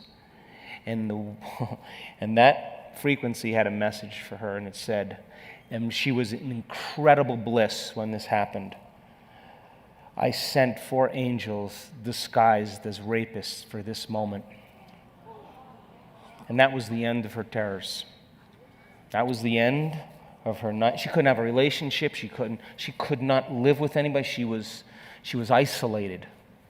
One moment, the divine stepped in and gave her the signal. That was carrying a very specific message, and she got the download, not just the thought. She got the energy move right through her body, and she saw the whole thing. And that moment is what she was waiting for. That's what the soul was waiting for. Now she's healed, she's healthy, she's happy, and she's on with a new life. She's born again. My mother would love this. She's born again in the same life. Reborn in the same life. Didn't pass through a birth canal for it. She just was born again in the same life. She got a new lease in one instant. That energy was carrying a message, and it made its way all the way into the body, and the bliss and the joy and the gratitude and the love that she felt, and the message that was carried made total sense to her. She's free. One instant. To me, that's true forgiveness. That's the divine having its way with you. Because most people are waiting for their life to change. Yes. So they can feel gratitude, to feel abundance, to feel whole. You know, that's the old model of cause and effect, you know. So if you're living with emptiness, you're living with lack, you're living with pain, most people have been conditioned that something out there has to take away this emptiness or feeling inside of them. But if you believe that you're creating your life and you're living by lack, well, lack isn't going to create abundance, right? So then it makes sense then that you don't really actually create wealth, you generate wealth, you generate abundance. So the moment you start teaching your body emotionally what that future is going to feel like before it's made manifest, well, your body as the unconscious mind believes it's living in that future in the present moment. Now, it's a scientific fact that it's the environment that signals the gene, okay? The end product from an experience in the environment is an emotion. So when you begin to embrace an elevated emotion, you're beginning to signal the gene ahead of the environment. What's the importance of that? Well, genes make proteins, and proteins are responsible for the structure and the function of your body. And the expression of proteins is the expression of life. So by you creating an elevated emotion and teaching your body what that future will feel like before it's made manifest, your body's starting to live in that future reality in the present moment. Now here's the key. If you were able to become familiar with gratitude, become familiar with wholeness, become familiar with abundance, to become familiar with freedom, and you're able to generate those chemicals every single day, more than likely you would be walking around feeling like your future has already happened, and you would no longer be looking for it to happen. You would already feel like it has happened. Now, what is the importance of that? Well, you're literally becoming somebody else. Yes. So you're leaving your lack, you're leaving your guilt, you're leaving your emptiness behind. Your personality, literally, Ed, is made up of how you think, how you act, and how you feel. And how you think, how you act, and how you feel is your personality, and your personality is intimately connected to your personal reality, your life. So then if you want to change your life, your personal reality, you got to change your personality. And here we go again. You got to start becoming conscious of your unconscious thoughts. You got to start noticing how you act, how you speak. You got to pay attention to how you're feeling. Some people would live in guilt their whole entire life and don't even know it's guilt because at least it feels like them. So then when you start doing that, you begin to objectify your subjective self. So then when you begin to make small changes, back to thought, a new thought should lead to a new choice. A new choice should lead to a new behavior. A new behavior should create a new experience, and a new experience should create a new emotion. Yes. And that new emotion is teaching your body chemically to understand what your mind has intellectually understood. Now your body is embodying the truth. I believe in human possibility, human potential, and I think that one of our biggest limiting beliefs is the belief of how limited we really are. And so my interest is to give people the science to begin to understand how powerful they really are. And I think that science really is the language that does that really well. And the new sciences like quantum physics and neuroplasticity, neuroscience, neuroendocrinology, psychoneuroimmunology, the mind-body connection, epigenetics, all of those sciences point the finger at possibilities. So I want to create a language for people from a philosophical or theoretical standpoint for them to begin to understand what's possible. But then I want to be able to have those people begin to wire that information in their brain completely, because learning is making new connections, right, in the brain. But remembering is maintaining and sustaining those connections. And it's so much easier to lose our vision than to remember it, right? So then we have to begin to hardwire the brain or install the neurological hardware in preparation for an experience. So the more people understand what they're doing and why, then the how gets easier. So I want to then set up the conditions in an environment, in a workshop where people can begin to apply or personalize what they learn so that they can have an experience. An experience then further enriches the brain. But the prize of an experience is an emotion. And once you start feeling unlimited, once you start feeling abundant, once you start feeling worthy, now you're teaching your body chemically to understand what your mind has intellectually understood. So knowledge is for the mind and experiences for the body, and people begin to embody the truth of that philosophy. Now, if they can repeat it over and over again, it'll become innate in them. It'll become natural. Second nature will become easy. They'll begin to master that philosophy. So I want people to begin to understand that thoughts are very powerful. Feelings drive our thoughts, and that they can begin to create a better life for themselves once they understand some of these principles. We have research to show that 60 days of meditation, 5 days a week, will lengthen your life. The telomeres, the little shoestrings on the end of your DNA, get longer. That means your biological age is changing. So we have the evidence now to show people what's possible. We have brain scans that are so outside of normal that when neuroscientists see them, they're blown away, because the amount of energy that's in the brain during this transcendental moment is hundreds of times outside of normal. Wow. I mean, you can't make your brain do that. Something is happening to you, and that person's having a transcendental moment. And we now know that we can predict it, and we now know that we can induce it. So then there's the evidence there. In order for you to really begin to explore the unknown aspect of yourself, you got to learn how to get beyond the known aspect of yourself. And if you keep coming back to the known, you're going to miss out on the unknown. So you would say, well, I don't know anything in the unknown. Of course, it's the unknown. And if you try to control it there, you're back to the known. If you try to predict it, you're back to the known. So you got to go through this trial and error of just kind of refining your attention, refining your ability. And it's just got to be something like playing tennis or playing golf or doing martial arts or working out or crocheting or dancing the salsa. You just got to keep going, man. In the beginning, it's tedious. And then when you start finding your groove, like our community, they don't miss their morning meditations. You know why? Because the magic is happening, and they know if they miss it, they're gonna cut off from the magic. So they, whether they're tired, whether they're hungover, whether they're in.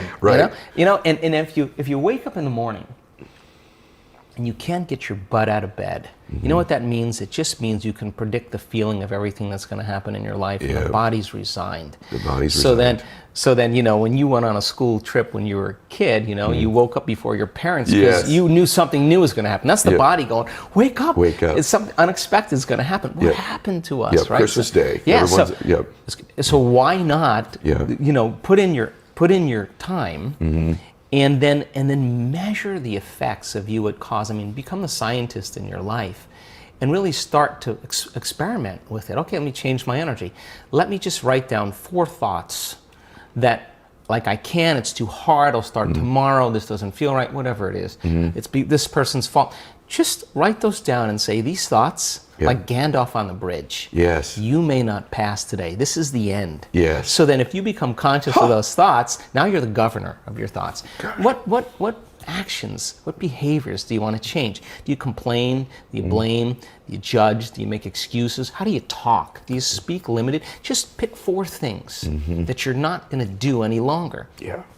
What emotions get you in trouble? What are the emotions that you're addicted to too, right? That you're addicted to that keep you returning back to your past. And if you don't know, close your eyes for about 30 minutes and just watch where your mind goes and watch your feelings and just say, okay, it's frustration, it's unworthiness, it's self-doubt, it's guilt, it's frustration, it's shame. Just become conscious of those and just review them in your mind so that you don't go unconscious them in your waking day. We have 1,000 reasons. I have more than 1,000 reasons every day to be unhappy with managing companies and staff and people, all that. But then when you rise above that and you choose just who you want to be, I think it makes a big impression on your family, first yourself, and your family and your friends and the people you work with, and then finally our communities. So I think that people are starting to figure that out there. And when they imagine oxytocin levels in our student body, the love hormone, the love chemical, 200 times outside of normal. The latest research on oxytocin is slight elevation in oxytocin. It's impossible to hold a grudge. Now, so then what that means is you feel so amazing that why would you want to hold a grudge against that person? So forgiveness then is not something that you have to try to do to be spiritual. It's the side effect of saying, I don't want to give up this feeling for you or anybody, so I'm letting it go. I'm freeing you. I'm freeing myself. And my goodness, there's more liberation of energy. I call that the natural state of being. And we're knocking on that door. Why? Because as you begin to open your heart to life again, and you start trusting in your future and trusting in yourself a little bit more, and you start self-regulating with your heart, you do that properly. And you lead from that place, from that level of awareness, your life will change in dramatic ways. And why is that essential? Because when people start doing that effectively, oxytocin signals nitric oxide. Nitric oxide signals a chemical called endothelial-derived relaxing factor.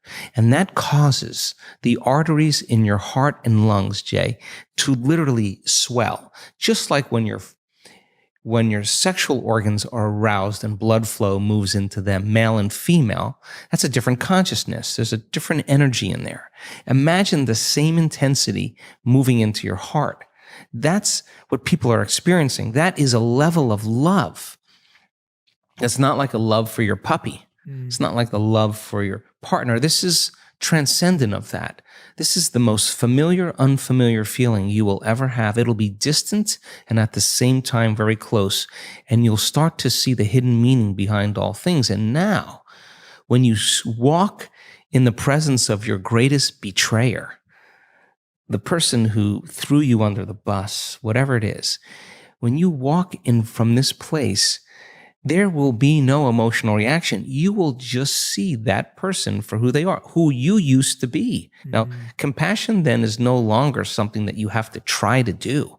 It's the end product of doing the work. And I think that mystics and saints and masters of old understood this. So when they thought of that person, they didn't allow that thought to produce a feeling or an energy that would lower their energy.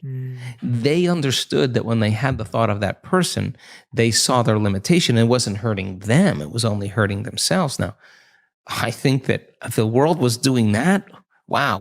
Thoughts, to me, produce an electrical charge in the quantum field, and feelings produce a magnetic charge in the quantum field. Thoughts produce a what? An electrical charge. Okay. And feelings produce a magnetic charge. And how you think and how you feel broadcasts an electromagnetic signature that influences every single atom in your life. The thought sends the signal out. Now think about this. And the feeling draws the event back. So you could have the intent that you want wealth, you want health, you want success. That's your intent, that's your thought. But if you're waiting for the experience to happen to feel it, then you're not drawing the experience to you because you're not feeling the emotion, right? So then teaching people once again how to balance their thoughts and feelings, because you can enter that cycle either place. Sometimes we do a meditation, we start opening our heart, we start elevating the body's energy, and then those emotions can drive certain thoughts of your future. Other times, you open your awareness, you create brain coherence, you have the vision of your future, you begin to emotionally experience it. However you want to jump on that cycle, and then sustain it. Because the longer you're conscious of that energy, the more you're drawing your future to you. So then, most people spend their lives, right? We live in this realm called space-time, three-dimensional reality, and you move your body through space. In three-dimensional reality, it takes time. Yeah. So everything, all your goals, all your dreams, all your visions, you're going to have to get your body up and drag it through space every day to pay off that, that home that's in your future, right? Right. When you create from the field instead of from matter, when there's a vibrational match between your energy and some potential, and your thoughts and feelings are coherent, now you are going to begin to collapse time and space, or the experience is going to be drawn to you. Now you're the vortex to your destiny, and now you don't have to go anywhere to get it because you're not playing by the rules of three-dimensional reality. You're playing by the rules of energy and the quantum. Yeah, I think, if everything starts with a thought. I mean, everything that you do in your life, you have to have a thought before you initiate an action, right?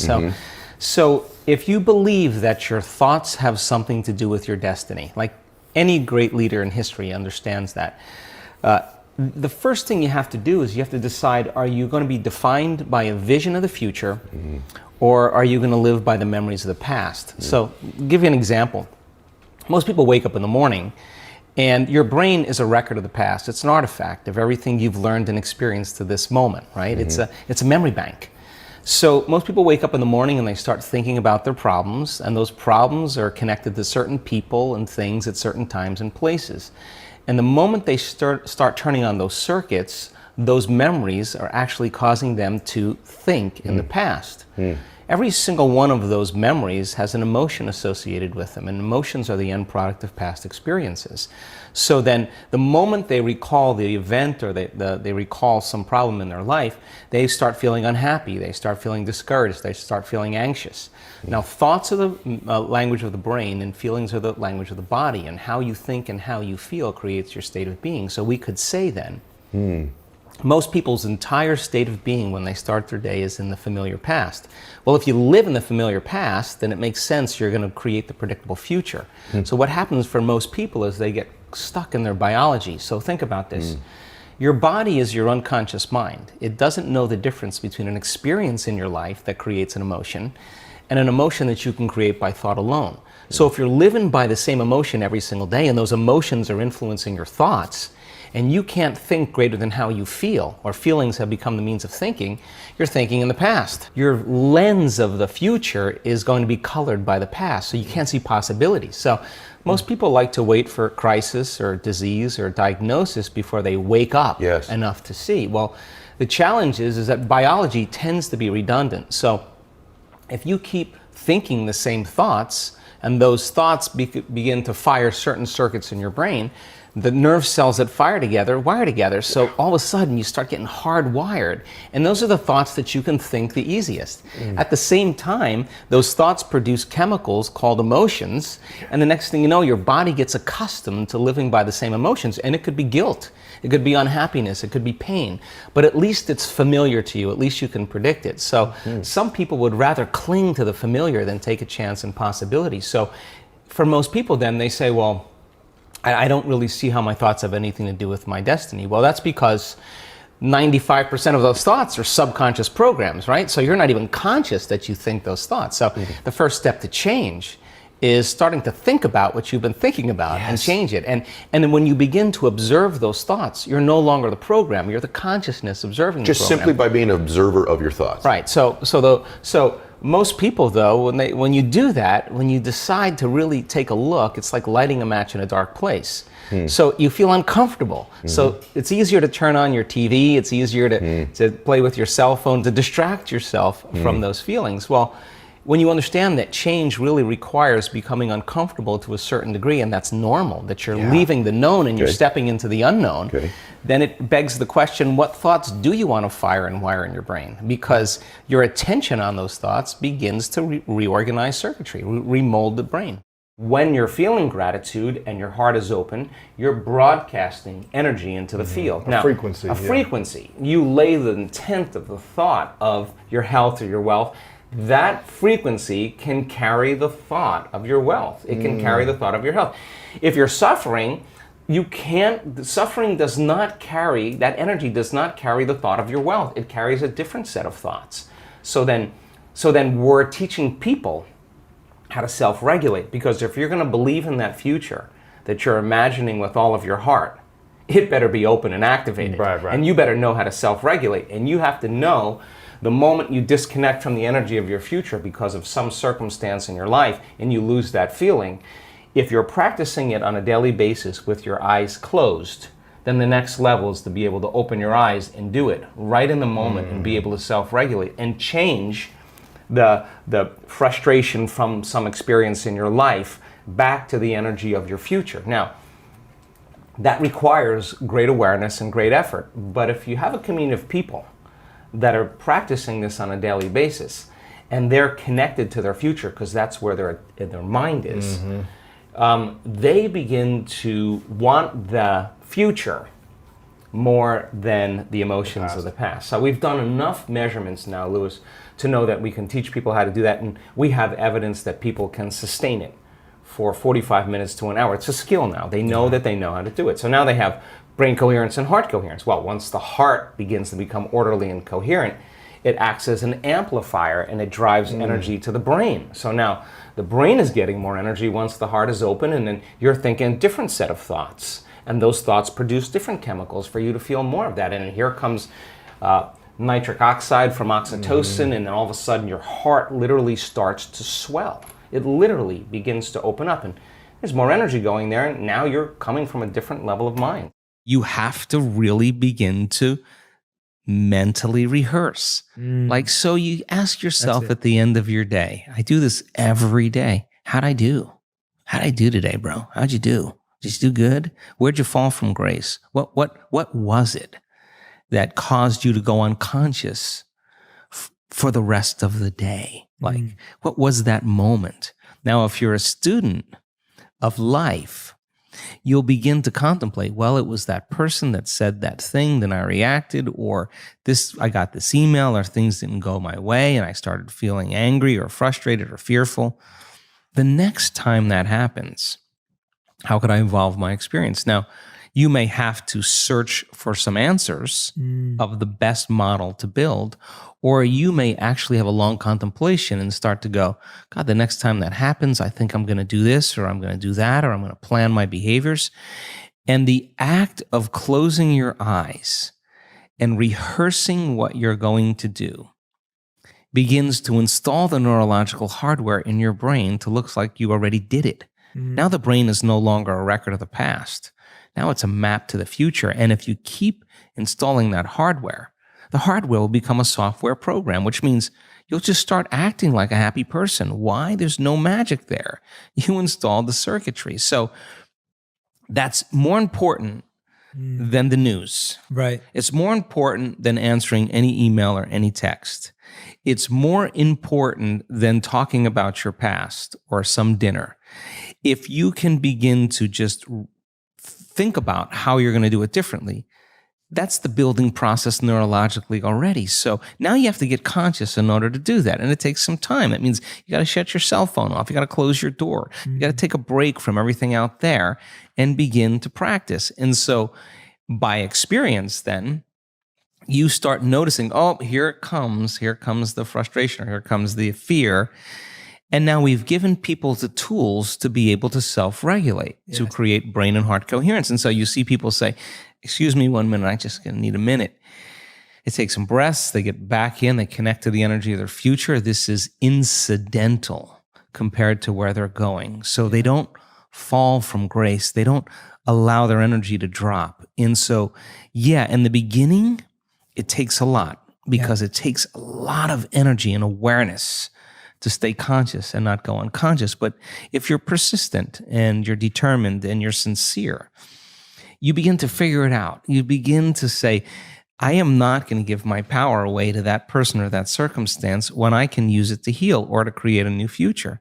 And so people then won't excuse themselves and say, I had a hard day yesterday, I had a fight with my coworker or my ex, and I don't feel like doing the work. Well, that's the time to get back on the horse. Yeah. Because it's all of those times that we self-correct. Those are the most valuable moments to us. People who've had profoundly transcendental experiences where we say, got lit up, they connected, and their brain goes into very, very high coherent states and super gamma patterns that are way outside of normal, and they have a transcendental download or connection that's mystical. They look back at their entire life. They don't want to change one thing in their past because it got them to that moment. That's the moment the past no longer exists. Now, by the same means, they look back at their past and they see all those tough moments where they overcame themselves, and they fall in love with that person. They don't look at the good meditations or the things that went well. They know that it was those moments that got them to this moment.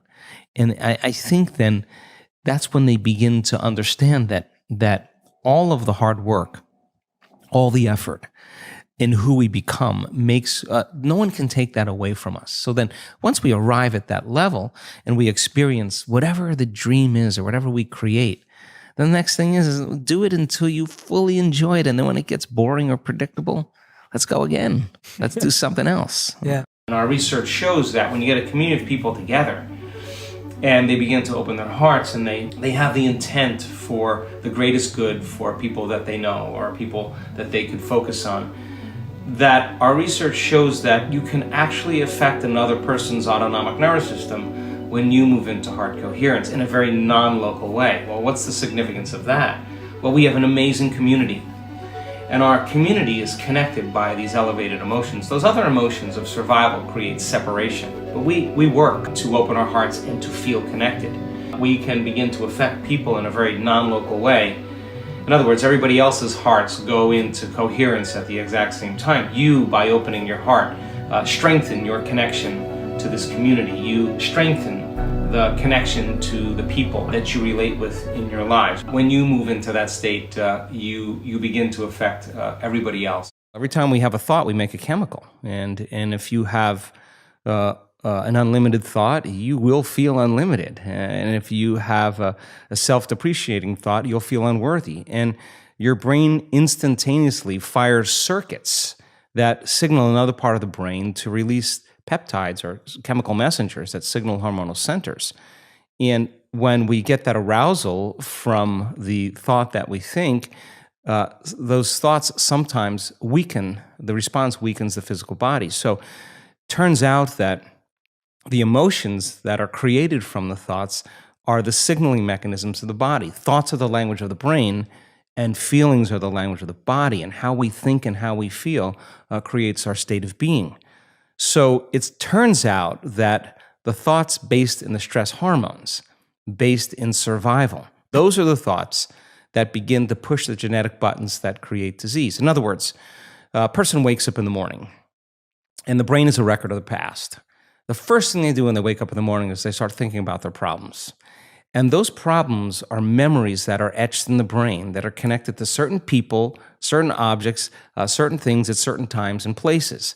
So if you believe that your thoughts have something to do with your destiny, the moment you think about your problems, you're thinking in the past, right? Mm-hmm. Now, every one of those problems has an emotion associated with them because we've experienced them. So the moment you remember your problems, now you feel unhappy. Now you feel anxious. Now you feel fear. So the moment we feel those emotions, it takes a thought and a feeling, a memory or an image and an emotion, a stimulus and a response, and we start conditioning the body emotionally into the past. Now, the body is so objective that it doesn't know the difference between the real-life experience that's creating that emotion and the emotion that person's fabricating by thought alone. The body's believing it's in that environmental condition. So if the environment signals the gene, and that's the truth, and the end product of an experience is in the environment is an emotion, we're signaling the same genes, and genes make proteins. And if you keep signaling the same genes, you start down-regulating the gene to make cheaper proteins, and the body begins to break down. Now, that's an unconscious process. So what goes along with that is the moment the person feels that emotion of unhappiness or whatever it is, the brain checks in with the body and says, yeah, you're feeling pretty miserable, you're suffering, and we tend to generate more thoughts equal to the feeling that we have. And so then we get caught in this loop of thinking and feeling. So if we can't think greater than how we feel, or our feelings have become the means of thinking, then we're thinking in the past. I'm starting to realize how conditioned we are into believing how limited we are. Mm-hmm. And as you start peeling those layers away and you break through those beliefs, those self-limiting thoughts and emotions, on the other side of that is where the miraculous happens. So you got to be willing to be in that place of discomfort long enough to reorganize order and begin to create more coherence. And then all of a sudden, you get this recalibration that goes on in the brain and body. And then the extent of that is that the ultimate thing is you start to see feedback in your life, those synchronicities, those coincidences, those opportunities. You're scratching your head going, everything's falling into place. Yeah, I'm in the right place at the right time. Everything I think about just comes to me. Because your energy is synchronized. Yeah. Look, I mean, when you have coherence in the brain and heart, you have a laser of energy, and it could read information much better. You're living in stress, and your brain is shifting its attention from one person to another problem, to another thing, to another place to go.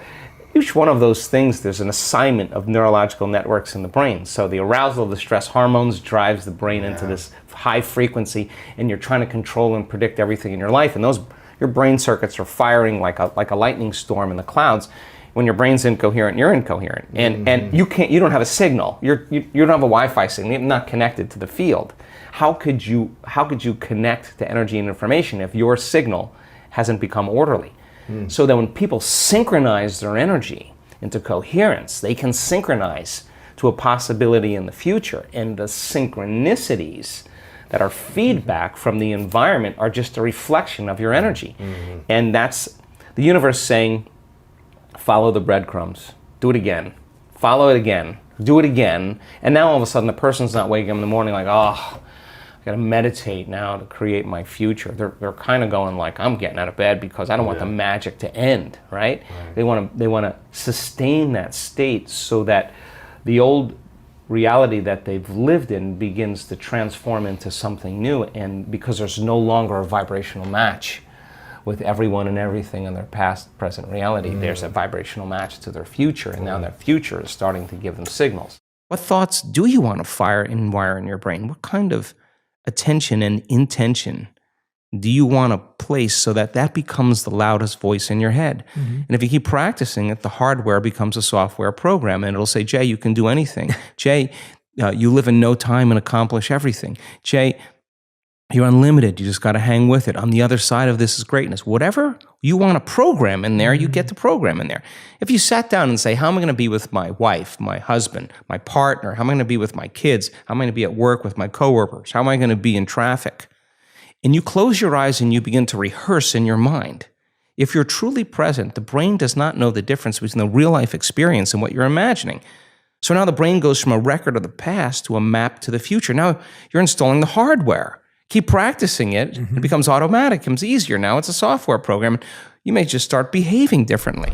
Now I've got a really special bonus clip that I think you're going to enjoy. But before that, it's time for the question of the day. I want to know, what was your single biggest takeaway from this video and your plan of action for the next week? The science says that when you just watch a video, you get motivated, you get inspired, you have a 35% chance of following through on your goals. 35%! That's not enough. That's not enough just to get motivated. Believe Nation, we're here. You're here. Today matters. You're an action taker. When you commit to a plan of action of when and how you're going to follow through, when you write it down, you have a 91% chance of following through. And when you commit publicly to somebody else, it jumps to 95% chance. From 30-something% to 95% chance of you following through. Believe Nation, we need to make this happen. So question of the day, your single biggest takeaway from this video and your plan of action specific for the next week. Put it down in the comments below, and I'm going to show on screen sometime next week to celebrate you. I think that in order for us to truly change, we have to get beyond ourselves. And that is one of the arts of transformation. And when the moment we are completely in the present moment, we cannot be running a program. It turns out, coincidentally, when we're truly in the present moment, all possibilities in the quantum field exist in the eternal now. So when we're truly present and we take our attention off our body, off of people in our lives, off of things, off of places, and even time, that's the moment, as I said today, we become pure consciousness. That's the moment now we are no longer playing by the laws of Newtonian physics. That's the moment we no longer have our attention invested in this three-dimensional reality. And where we place our attention is where we place our energy. So then the moment we become nobody, no one, no thing, nowhere, and no time, that's the moment we get beyond ourselves. It is that act of being in the present moment that allows us to see new possibilities that we could never see from the place where we are stuck in our own programs and personality. The act of doing that, as Bruce said, is a skill, and it requires feedback. And feedback happens in a couple ways. One way you get feedback is to begin to measure the changes you see in your life. Another way is that you feel differently. Another way is that the voice in your head goes away that's telling you you can, it's too hard, you'll never change. This process, if it was easy, everybody would be doing it.